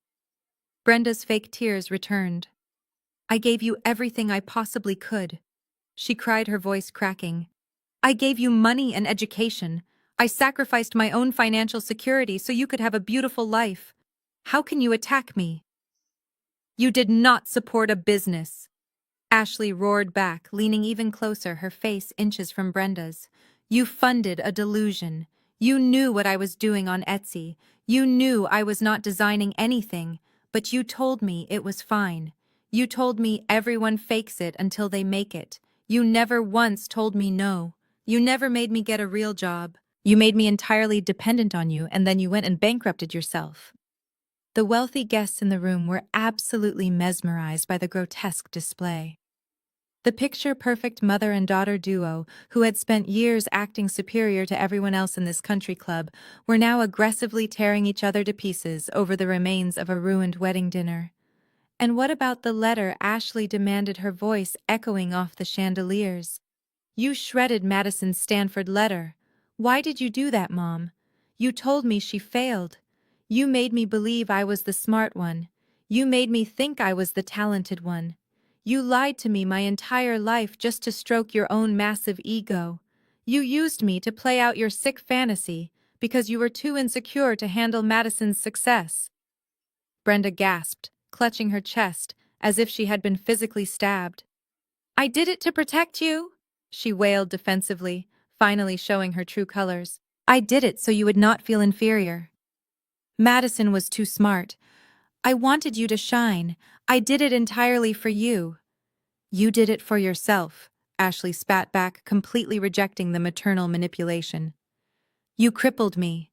You turned me into a useless, uneducated fraud who cannot even pay a credit card bill without stealing an identity. You made me completely pathetic. And now you have nothing left to give me. I wish I had never listened to you. I hate you." The words struck Brenda like a physical blow. The absolute worst fear of any narcissistic parent had just materialized right in front of her. Her golden child, the entire justification for her decades of cruelty and manipulation, had turned around and fiercely rejected her. Brenda covered her face with both hands, letting out a loud, agonizing wail of pure defeat. Ashley did not offer a single ounce of comfort. She stepped back from the table, breathing heavily, looking at the sobbing woman with absolute disgust. The beautiful facade was not just cracked, it was pulverized into dust, utterly destroyed by the very hands that built it. The heavy silence that followed Ashley's brutal rejection of our mother was broken only by the frantic whispering of the wedding guests. Dozens of camera phones were still pointed directly at the head table, capturing every humiliating second of my family's spectacular downfall. Jason had spent his entire life carefully avoiding any form of conflict. He was the ultimate coward, a man who survived the toxic environment of our childhood by simply blending into the background and agreeing with whoever was shouting the loudest. Now faced with the complete public destruction of his family's reputation, his only instinct was to run. He stood up from his chair, his face pale and slick with nervous sweat. He looked around the ballroom at the wealthy country club members, the people he desperately networked with to advance his own mediocre career. His eyes darted toward the exit. He needed to escape the blast radius before the federal agents arrived or before anyone associated him with his mother's financial crimes. Jason quickly stepped around the overturned chairs and reached for Kendra. She was standing tall and completely composed, watching the wreckage of the golden child with a look of profound satisfaction. Jason grabbed her arm tightly, his fingers digging into the expensive fabric of her evening gown. "We are leaving right now, Kendra," Jason hissed, his voice trembling with panic. He tried to pull her toward the side exit, away from the glaring lights and the staring crowd. "Come on, I am not staying here for another minute. This is a complete disaster. If my boss finds out my mother is being indicted for federal wire fraud, I will lose my promotion. We have to get out of here before anyone asks us questions." He tugged on her arm again, expecting her to simply follow him blindly, like she always did when his family created a scene. But Kendra did not take a single step forward. Instead, she planted her high heels firmly onto the polished hardwood floor. With a swift, aggressive motion, Kendra violently yanked her arm out of his grasp. The sudden force of her movement caught Jason completely off guard, causing him to stumble backward. "Do not ever grab me like that again," Jason, Kendra said. Her voice dangerously quiet but carrying an immense weight of absolute authority. Jason looked at her in shock, rubbing his hands together nervously. "What are you doing?" he pleaded, looking around to see if anyone had noticed their altercation. "We have to go. Madison has completely lost her mind and ruined everything. My mother is going to jail." Tyler walked out. "I am not going down with this sinking ship." "You are the sinking ship," Jason, Kendra replied coldly.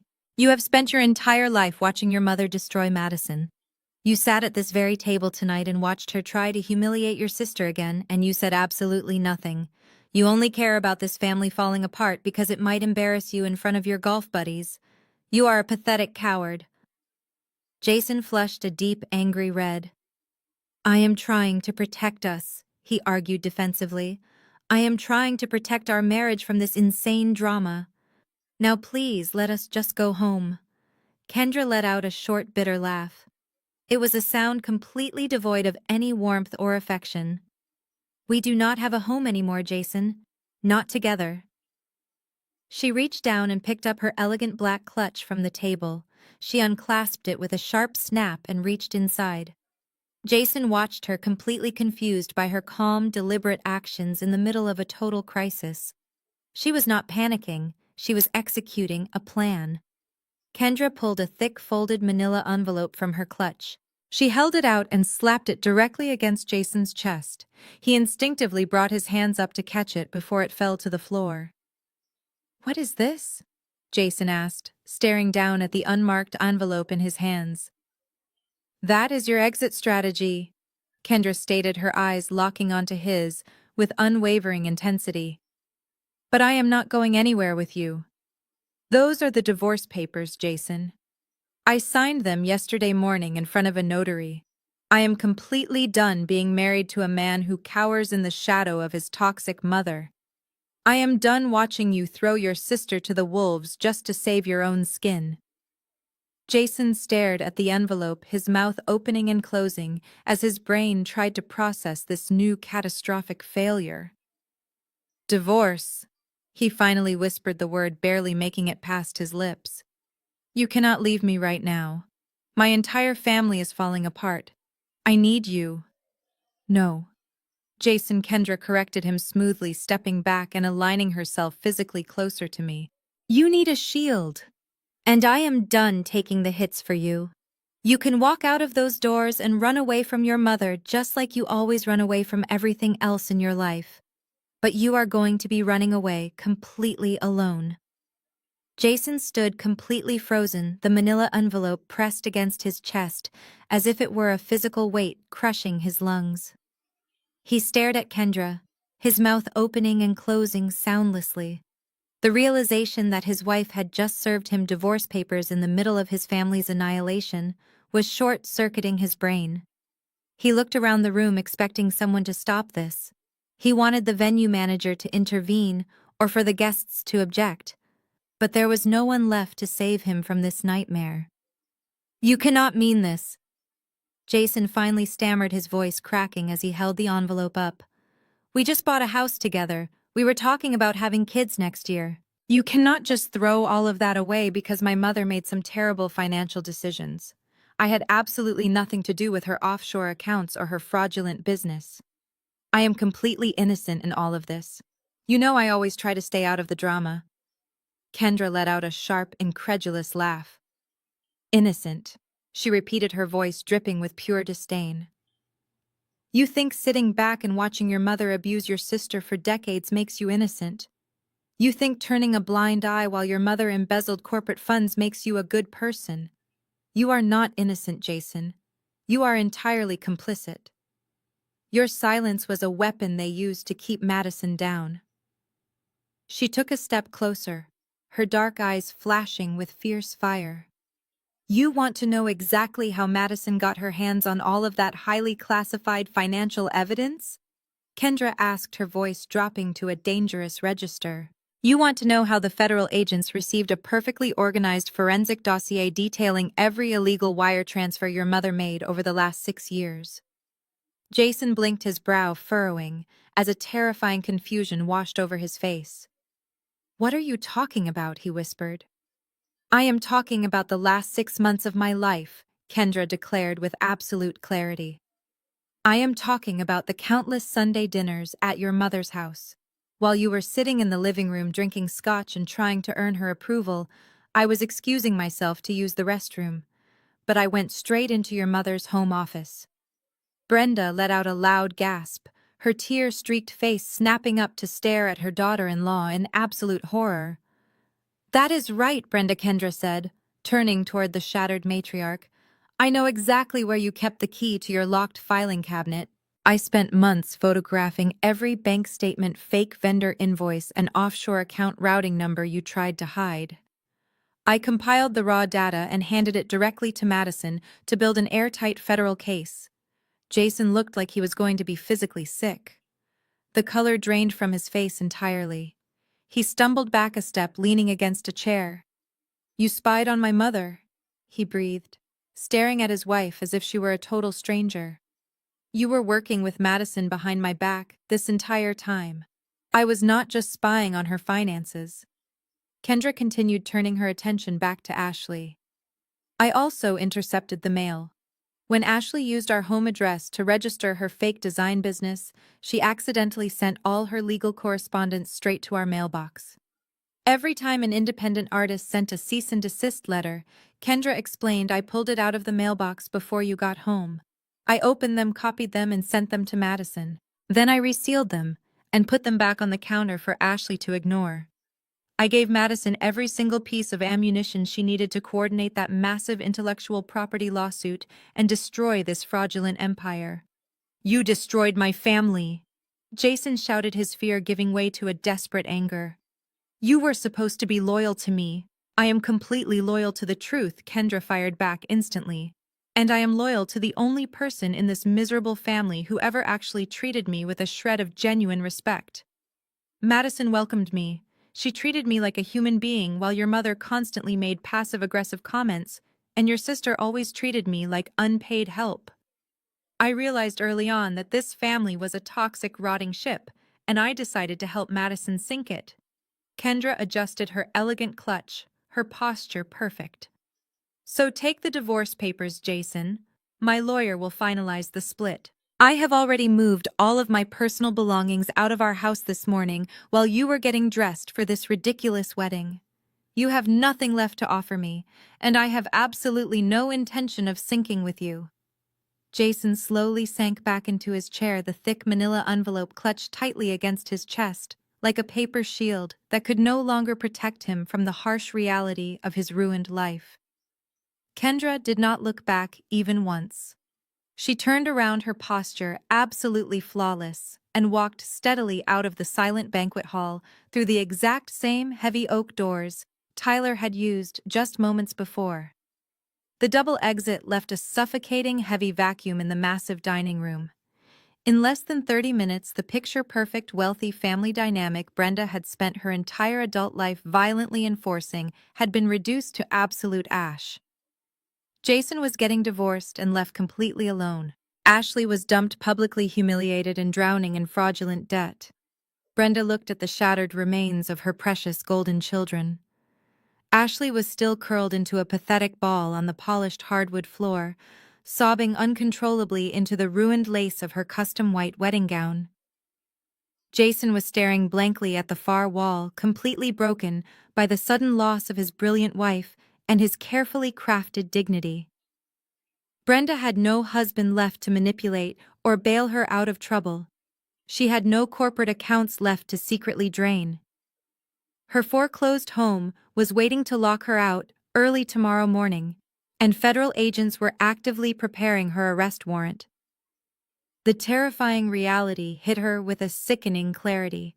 She turned her head slowly, her heavily mascaraed eyes locking onto the only person in the entire country club who still possessed the financial and legal power to stop this impending nightmare. Me. She did not stand up with her usual arrogant, commanding posture. Instead, Brenda slipped off her velvet dining chair, her knees hitting the hardwood floor with a dull, heavy thud. She practically crawled around the edge of the long glass table, her expensive, custom silver gown dragging through the dark puddle of spilled red wine without a single care. The wealthy country club guests gasped collectively, whispering frantically as they watched the once proud domineering matriarch completely abandon her pride. Brenda reached my chair and threw her arms out, grabbing the heavy silk fabric of my dress with desperate, trembling hands. She buried her face into the folds of my skirt, sobbing with a frantic, animalistic intensity that made my skin physically crawl. "Madison, please," Brenda wailed loudly, her voice muffled against the expensive fabric. "I am so sorry. I am so incredibly sorry for everything I did to you. I was wrong about the acceptance letter. I was wrong about the family business. I was wrong about everything. You have to call off your corporate lawyers. You have to stop the federal agents before they issue the arrest warrants. Please do not let them put me in a prison cell. I am an older woman. I will not survive in a place like that." She looked up at me, her face completely ruined by thick black tears and absolute panic. "I gave you life, Madison. You came from my own body. You cannot do this to your own flesh and blood. I am your mother. Please have mercy on me." I looked down at the pathetic broken woman kneeling at my feet. For so many years of my life, I had desperately craved this exact moment. I had wanted her to finally see me, to acknowledge my inherent worth, and to beg for my forgiveness. But staring at her now, listening to her hysterical pleas, I realized her tears had absolutely nothing to do with genuine remorse. She was not crying because she had callously destroyed my Stanford acceptance letter. She was not crying because she had stolen $100,000 of my tuition money. She was only crying because she had finally been caught, and the severe consequences of her own criminal actions were about to lock her inside a federal penitentiary. My heart felt absolutely nothing but a cold, clinical emptiness. I did not raise my voice or insult her. I simply reached down and placed my hands firmly over hers. Slowly, and with methodical, unforgiving precision, I began to pry her manicured fingers off the silk fabric of my dress, one by one. "You giving me life does not give you the right to systematically destroy mine," I said, my voice completely devoid of any warmth or sympathy. I pulled her last trembling finger away and dropped her hands back into her lap, stepping back to break all physical contact. "You made your choices, Mom. Now you get to live with the consequences." I turned my back on my mother, leaving her kneeling on the hardwood floor amidst the ruins of her fake empire. I walked back toward my chair, the heavy silk of my dress swishing softly in the quiet room. Before I could even sit down, the heavy double doors at the far end of the banquet hall swung open once again. This time it was not an angry groom or a ruthless corporate lawyer. It was Mr. Harrison, the general manager of the Oak Ridge Country Club. He was a small, meticulously groomed man who had spent the entire evening hovering around the edges of the reception, making sure every single detail of the lavish $150,000 wedding was executed perfectly. Now he looked incredibly pale, sweating profusely under the bright chandelier lights. He walked quickly toward the head table, clutching a thick black leather folio tightly to his chest like a shield.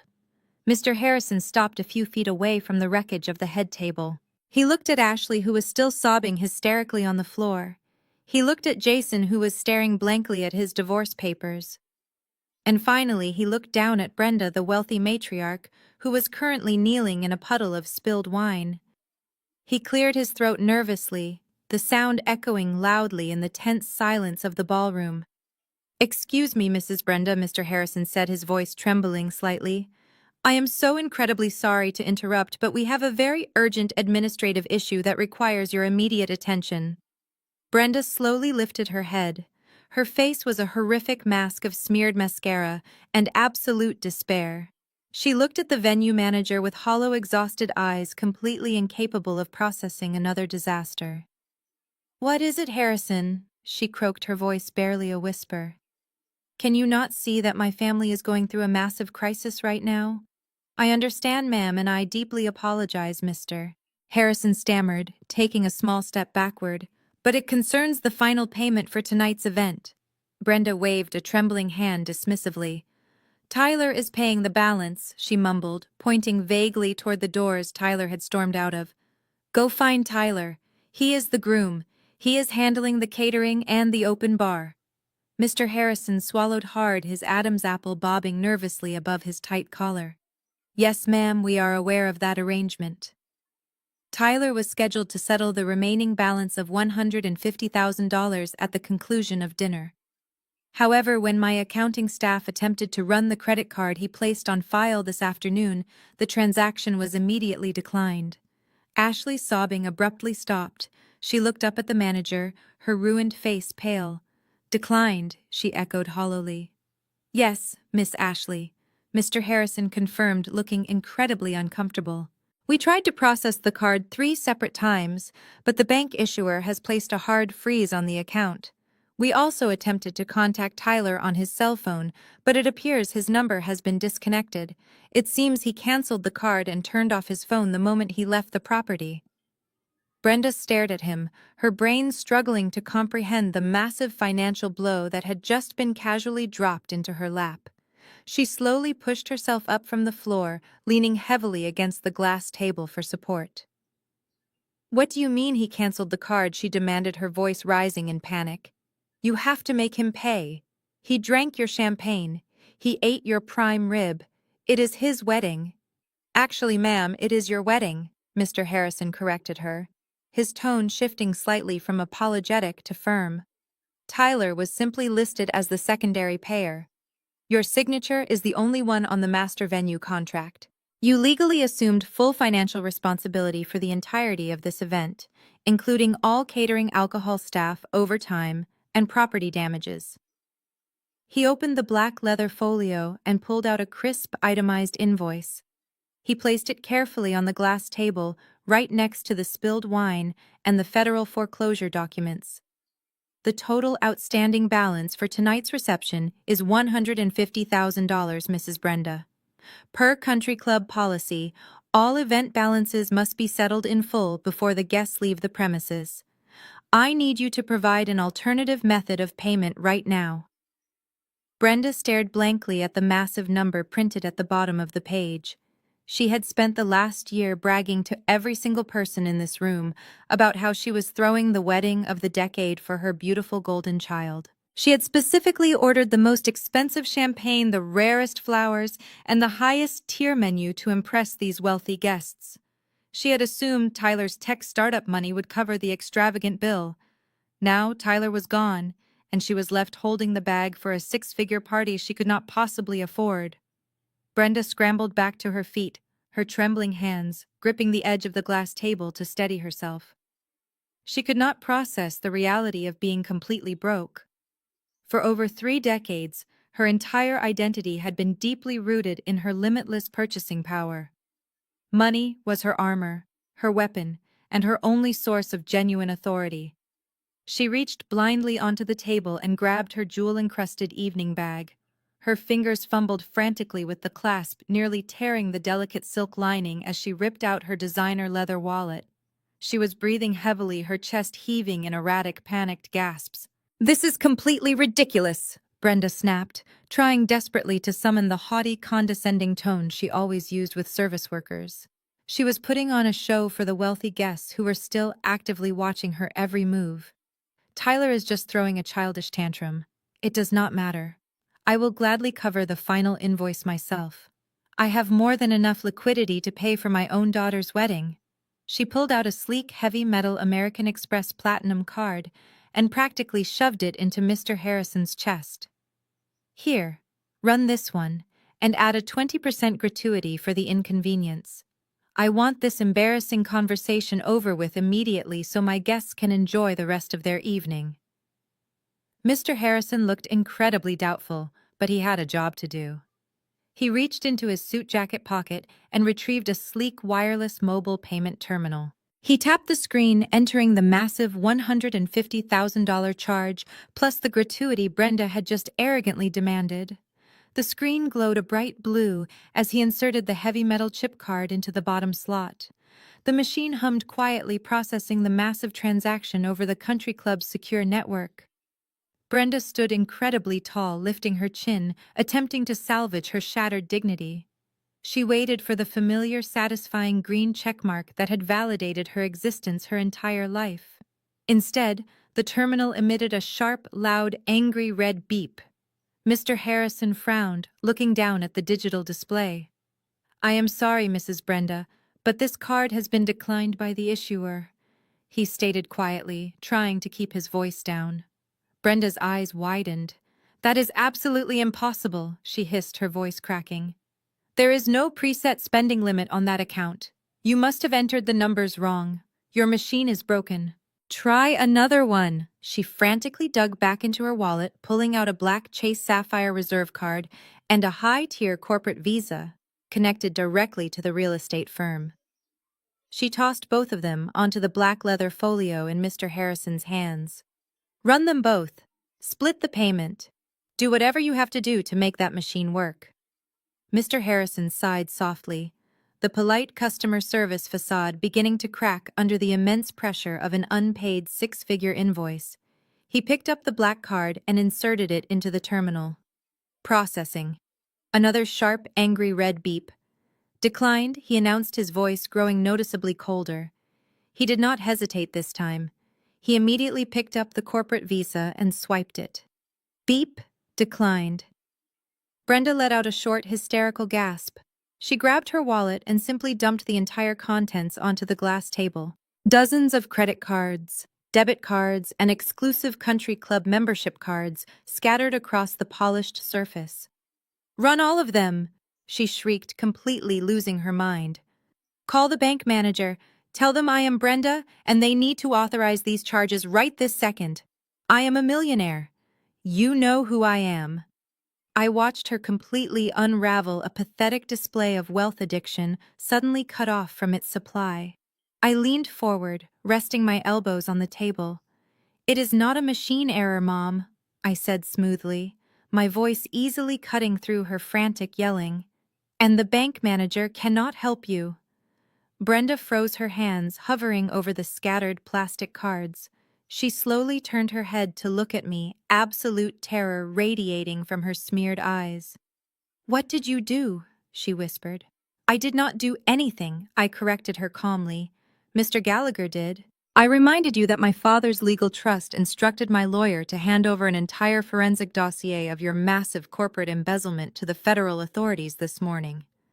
When the Federal Bureau of Investigation, and the Internal Revenue Service receive concrete documented proof of millions of dollars in wire fraud and tax evasion, they do not just send you a polite letter in the mail asking for a meeting.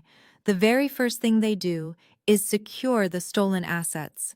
I pointed to the useless plastic cards scattered across the table. They petitioned a federal judge for an emergency asset freeze at 9 o'clock this morning. Every single bank account tied to your social security number, your corporate tax identification, and your personal name was completely locked down. You cannot transfer funds. You cannot withdraw cash. You cannot even buy a pack of chewing gum at a gas station, let alone pay off a $150,000 catering bill. You are entirely, completely, and legally broke. Mr. Harrison stared at me, his eyes wide as he finally understood the severity of the situation. He looked down at the pile of declined credit cards, realizing with absolute certainty that the Oak Ridge Country Club was never going to see a single dime of that money from Brenda. Mr. Harrison looked from the useless pile of plastic on the glass table to Brenda's horrified, tear-streaked face. The profound discomfort he felt just moments ago vanished, replaced by the cold logistical reality of a business manager dealing with a massive loss of revenue. "You understand my position, Mrs. Brenda," he said, his voice dropping an octave completely, stripping away the deferential customer service tone. "I cannot allow you to leave this property with a $150,000 unpaid balance. If you cannot provide an immediate viable form of payment, I am legally obligated to contact the local authorities and file a report for grand theft of services." "Call the police over a catering bill!" Brenda shrieked, her voice echoing wildly through the tense ballroom. "You cannot be serious. We have been elite members of this country club for 20 years. My husband practically funded the new golf course. You know I am good for it. You just need to give me a few days to sort out this ridiculous legal misunderstanding with the bank."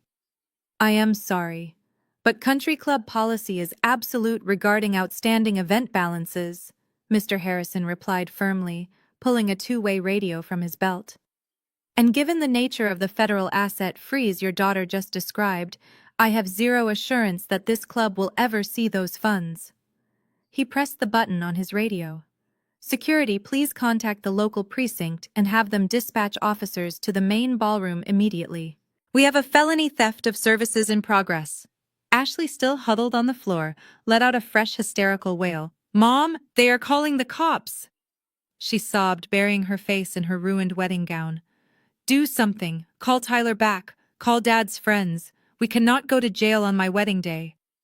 Brenda stood completely paralyzed, her hands trembling violently by her sides. There was no one left to call. Her powerful friends were currently standing in the room, actively pretending not to know her. Her son had retreated to the far corner of the ballroom, staring at the floor. The absolute reality of her situation was finally crashing down, crushing the last remaining fragments of her arrogant facade. Less than 10 minutes later, the heavy oak doors at the back of the banquet hall swung open for the final time. Two uniformed police officers stepped into the room, their heavy boots thudding against the polished hardwood. The visual contrast was incredibly jarring. They walked past tables draped in imported silk, towering floral arrangements, and guests wearing $10,000 tuxedos heading straight for the head table. Mr. Harrison stepped forward to meet them quickly, handing over the signed master contract and the itemized unpaid invoice. The lead officer reviewed the paperwork, briefly nodding. He then turned his attention to Brenda, who was visibly shaking in her custom silver gown. "Ma'am, are you the primary signatory on this venue contract?" the officer asked, his voice entirely devoid of emotion. Brenda could not speak. She simply nodded her head, tears carving fresh black paths down her cheeks. "And are you able to provide payment for these services rendered tonight?" the officer pressed, holding up the invoice. "I do not have access to my funds right now," Brenda whispered, her voice cracking so badly she was barely audible. "My accounts are temporarily frozen." The officer let out a short, tired sigh. "In that case, ma'am, I need you to turn around and place your hands behind your back. You are being placed under arrest for felony theft of services. Brenda let out a sharp, pathetic gasp as the officer stepped behind her. He pulled a pair of heavy steel handcuffs from his belt. The metallic click of the cuffs locking around her wrists echoed loudly over the soft jazz music which the band had completely stopped playing. The matriarch of the family, the woman who had spent decades destroying everyone around her to maintain an illusion of absolute superiority, was now standing in the middle of her own extravagant party in handcuffs. Ashley screamed, trying to scramble backward away from the second officer, who was now approaching her. "I did not sign anything," Ashley cried defensively, holding her hands up. "It was her contract. I am just the bride. I do not have any money." "You are listed as the co-signer on the secondary vendor agreements, Miss," the second officer stated flatly, reaching for his own handcuffs. "Stand up, please." Ashley refused to move, sobbing hysterically on the floor. The officer simply reached down, grabbed her by the arm, and hauled her to her feet. He secured her wrists behind her back, the heavy steel catching against the delicate lace of her wedding gown. Every single guest in the room had their phones out. The flashes of cameras illuminated the ballroom like a red carpet event, but there was no glamour here. Only absolute devastating humiliation. Brenda and Ashley, the toxic mother and her fraudulent golden child, were paraded down the center aisle of the country club. They walked past the people they had desperately tried to impress, weeping uncontrollably, their designer gowns dragging against the floor. They were escorted out the front doors, placed into the back of a waiting squad car, and driven away into the night, leaving behind nothing but an unpaid bill and the shattered remains of their fake empire. Exactly 30 days have passed since the flashing red and blue lights of the police cruisers illuminated the manicured lawns of the Oak Ridge Country Club. In the world of high finance, a month is barely enough time to close a funding round. But in the world of federal indictments and absolute financial ruin, 30 days is a lifetime. The fallout was merciless, thorough, and completely irreversible. My mother, Brenda, the woman who once dictated the social hierarchy of the local elite with an iron fist, no longer resides in her sprawling colonial estate. The morning after the canceled wedding, the county sheriff arrived at 8 o'clock sharp, just as I promised. They changed the locks and placed a highly visible foreclosure notice on the wrought iron gates. Federal agents followed shortly after, executing the asset seizure warrants. They loaded her expensive custom furniture, her extensive collection of designer handbags, and her luxury vehicles onto government flatbed trucks. Brenda currently lives in a $40 a night motel located directly off the interstate highway, miles away from the affluent neighborhoods she used to terrorize. Her new reality consists of a flickering neon vacancy sign buzzing outside a single-pane window, paper-thin walls that offer absolutely no privacy, and the lingering smell of stale cigarette smoke embedded in the cheap carpet. She is completely alone. She spends her miserable days sitting on a sagging mattress, desperately trying to navigate the overwhelming labyrinth of personal bankruptcy with a severely overworked court-appointed public defender. Because her assets are entirely frozen by the government, she cannot afford a high-powered legal team to fight the federal charges of corporate embezzlement and wire fraud. Every single one of her wealthy country club friends immediately blocked her phone number the moment her humiliating mugshot hit the local evening news.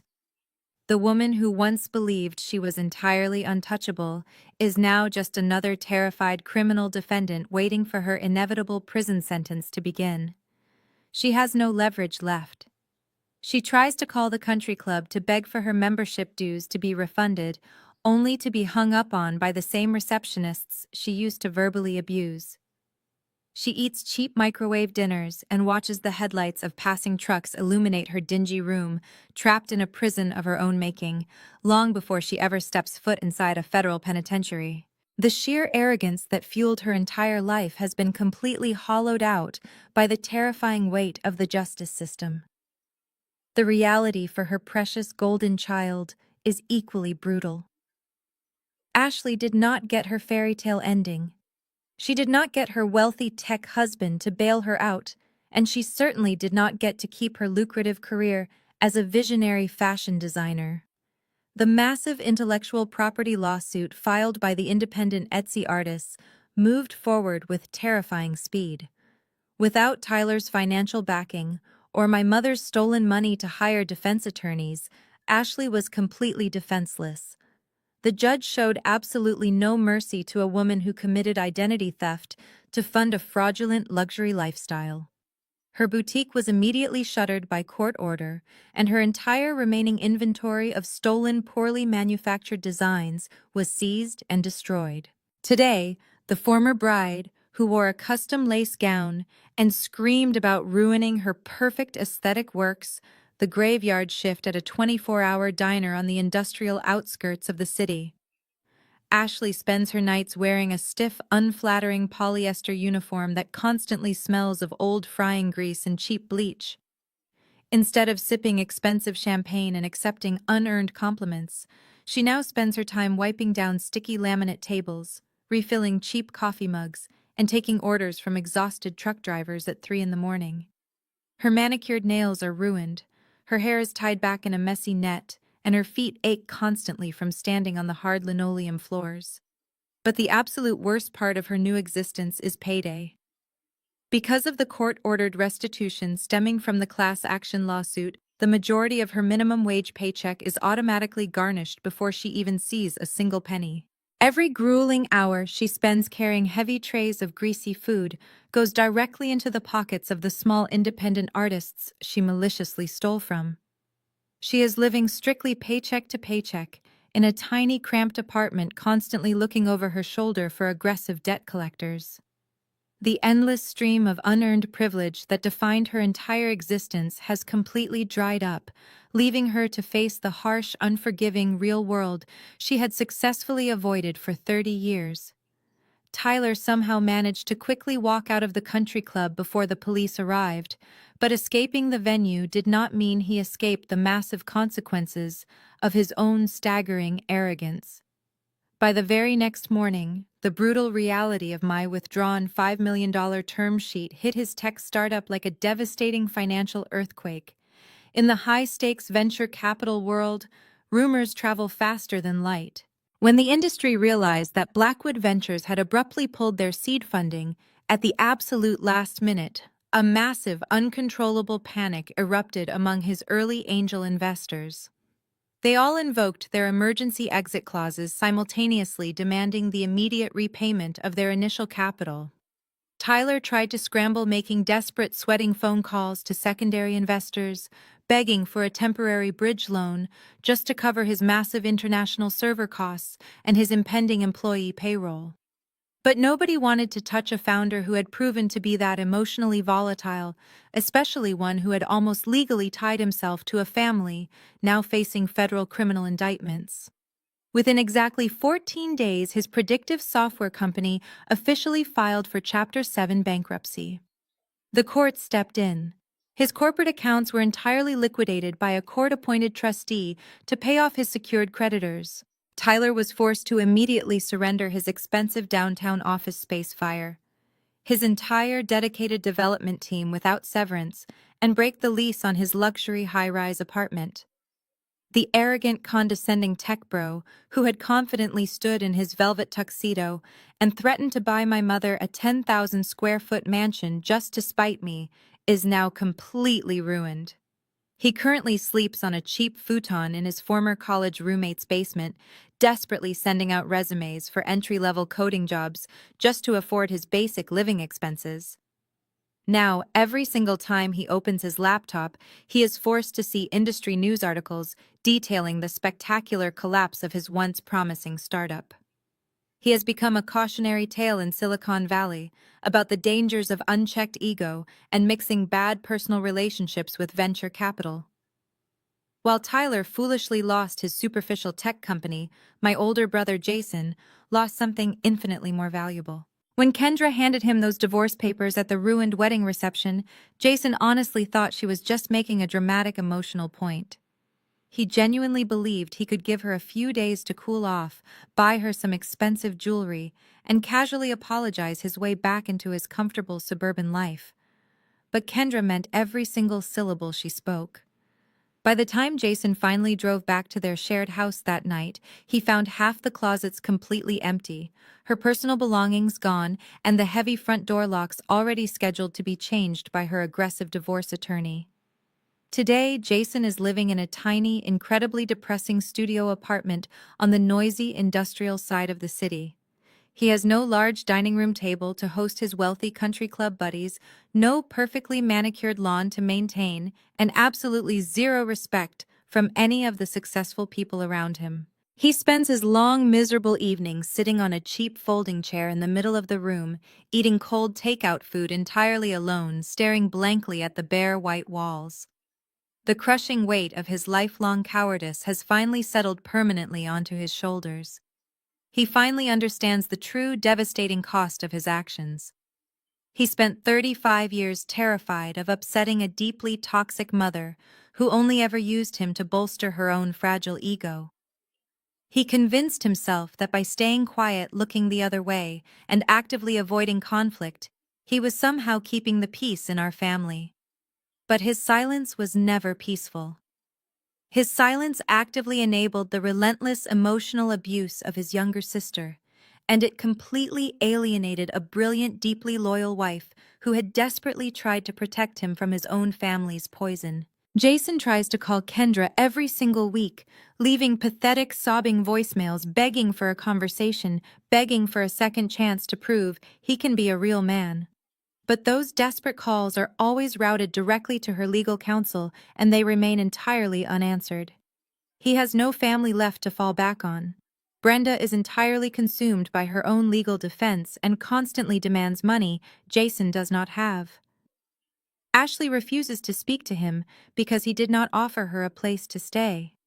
He is now an isolated island of complete and utter misery every single day. He sacrificed his integrity, his beautiful marriage, and his self-respect on the altar of family loyalty, only to realize that the family he was fiercely protecting never actually cared about him at all. While Jason sits in his dark, silent apartment, mourning the wreckage of his own cowardly choices, I am standing in a space completely bathed in brilliant, unforgiving California sunlight. The scene shifts entirely away from the dreary foreclosed colonial estates and the cheap motels of my past.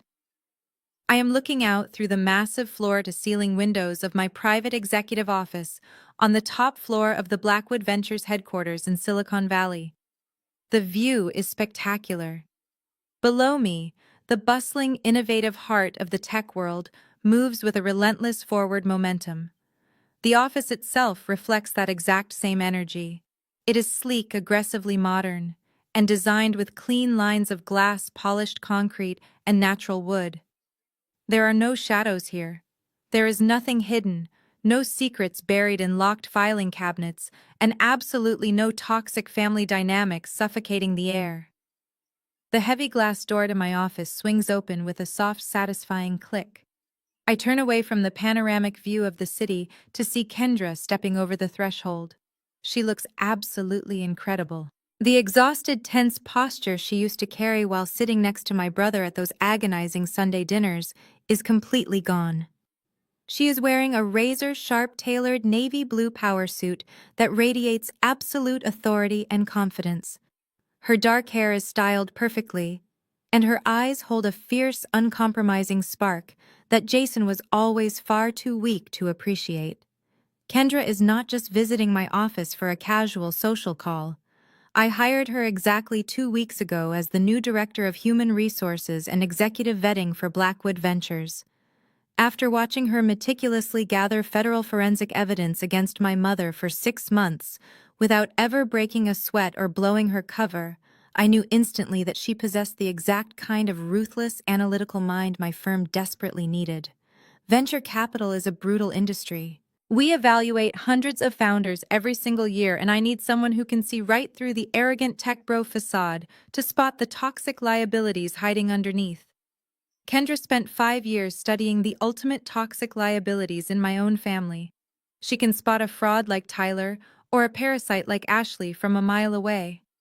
She walks confidently across the polished floor and drops a sleek electronic tablet onto my heavy oak desk. I just finished the final background evaluations on the new cohort of seed stage founders. Kendra announces, her voice crisp and entirely professional. I flagged 3 potential candidates for severe ego issues and recommended we pass on their funding immediately. One of them actually reminded me a lot of your former brother-in-law. I smile, walking over to the custom Italian espresso machine sitting on the marble credenza against the far wall. Excellent work, Kendra. If they share even a single personality trait with Tyler, we are not giving them a single dime of our capital. I select 2 ceramic cups and press the button. The machine whirs to life, grinding the premium dark roast beans and filling the bright office with the rich, bold aroma of fresh coffee. Kendra walks over and leans against the marble counter, crossing her arms comfortably. It is still hard to believe how fast everything changed, she remarks quietly, watching the dark liquid pour into the cups. Jason tried to call me again this morning. He left another crying voicemail about how empty his apartment is. I deleted it after 5 seconds. I do not feel sorry for him anymore. I just feel free. I hand her one of the warm ceramic cups and pick up the other for myself. You feel free because you finally cut the dead weight, I tell her, looking directly into her eyes. You stopped letting them drag you down into their miserable, fabricated reality. I raise my espresso cup slightly, holding it out between us. Brenda spent my entire life trying to drill a very specific toxic narrative into my head. She demanded blind obedience and called it love. She used the excuse of blood relations to justify decades of emotional abuse, theft, and absolute cruelty. She wanted us to believe that you are forever chained to the people who share your genetics, no matter how terribly they treat you. But she was completely wrong. Kendra raises her cup, a genuine, radiant smile breaking across her face. Blood does not make a family. She agrees, her voice ringing with absolute certainty. Loyalty makes a family, I conclude firmly. Mutual respect, honesty, and showing up for each other when the entire world is falling apart. That is what actually matters. We clink our small ceramic cups together. The sharp, clear chime of the porcelain rings out through the bright, sunlit executive office, completely drowning out the lingering echoes of the past. We take a sip of the bitter, perfect espresso, standing shoulder to shoulder at the very top of the empire we fought so hard to secure. We are not just surviving anymore. We are absolutely thriving, and we are doing it entirely on our own terms. Exactly 1 year after that morning espresso with Kendra, I found myself standing in a place I had once thought was permanently stolen from me. The heavy, polished oak podium felt solid and grounding beneath my hands. The bright auditorium lights beamed down, illuminating the faces of 500 eager undergraduate students sitting in tiered rows before me. Behind me, projected onto a massive digital screen, was the unmistakable cardinal red crest of Stanford University. I was not there as a wide-eyed freshman desperately seeking validation from an admissions board. I was standing there as the keynote speaker for the annual Silicon Valley Entrepreneurship Summit. I looked out at the sea of bright, ambitious students. They were clutching their notebooks and digital tablets, waiting for me to reveal the secret formula to building a billion-dollar venture capital empire. They expected me to talk about market disruption, algorithmic scaling, and aggressive financial leveraging. But as I stared at the university seal that my mother had literally fed into a paper shredder 12 years ago, I realized that my massive success had absolutely nothing to do with traditional business strategy. It had everything to do with survival. I leaned into the microphone. Its soft hum reverberated through the massive lecture hall. I did not open my speech with a corporate joke or a complex financial statistic. I opened it with the brutal truth. I told them about a teenage girl who waited by the mailbox every single day, only to be told she was completely worthless. I told them about the agonizing pain of believing you are a fundamental failure because the person who is supposed to love you the most actively manufactured your defeat. The massive auditorium was so quiet you could have heard a pin drop. 500 students sat completely paralyzed, captivated by the raw honesty of a woman who had clawed her way out of a toxic nightmare to reach the very top of their desired industry. As I spoke, a profound realization washed over my entire being. For over a decade, I had carried the phantom weight of that stolen acceptance letter, like a heavy stone around my neck. I had actively grieved for the alternate version of Madison, who got to walk these beautiful campus quads, live in the dorms, and experience a normal, supportive coming of age. But looking at these students, I finally understood the incredible gift my mother had unwittingly handed me. If Brenda had never intercepted that envelope, if I had simply packed my bags and attended Stanford at 18, I would have been soft. I would have trusted people easily. I would have expected the corporate world to be fair and meritocratic. Brenda's cruelty burned all of that naive optimism entirely out of my system. Her betrayal forced me to operate in the darkest, most unforgiving corners of the real world before I was even out of my teens. She taught me to verify every single piece of information, to never rely on anyone else for my financial security, and to anticipate deception from the people sitting closest to me. She tried to crush my spirit, but she accidentally forged my armor. That shredded piece of paper made me ruthless, sharp, and utterly untouchable. It made me exactly the kind of apex predator you have to be to conquer the venture capital industry. I did not succeed in spite of her sabotage. I succeeded because her sabotage made me completely bulletproof. I finished my lecture by telling the students that the greatest competitive advantage they will ever possess is their own resilience. I told them that the worst things that happen to them can either become their permanent excuses or their ultimate origin stories. When I finally stepped back from the podium, the silence held for one perfect heartbeat before the entire auditorium erupted. 500 students jumped to their feet, delivering a deafening, thunderous standing ovation. The applause washed over me, a warm, overwhelming wave of validation that completely erased the last lingering ghosts of my childhood. I smiled, walking off the stage with my head held high, my closure finally absolute. And that brings us to the end of my story. You cannot choose where you come from. You cannot choose the family you are born into, the traumas they inflict, or the manipulative lies they force you to swallow.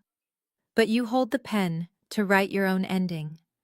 You decide when the abuse stops. You decide when to walk away from the table, build your own empire, and completely rewrite the narrative they tried to assign to you. The blood in your veins does not dictate your destiny. Your courage does. Now I want to hear from you.